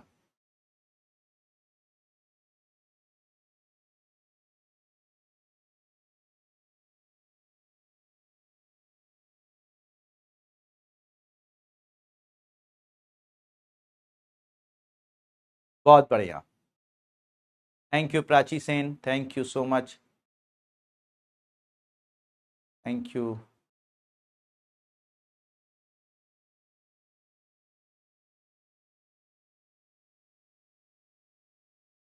मैं बहुत कुछ किया था, अब शालिनी कोरी क्या करोगी मेरे बारे में जानकर?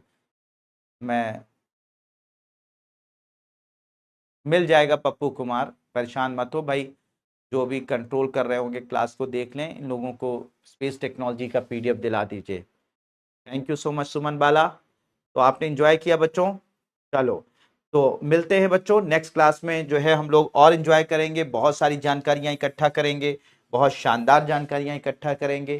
ठीक है।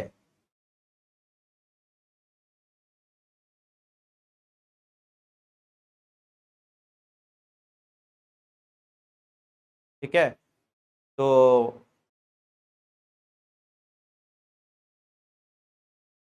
चलिए, थैंक यू सो मच बच्चों, and may God bless you all.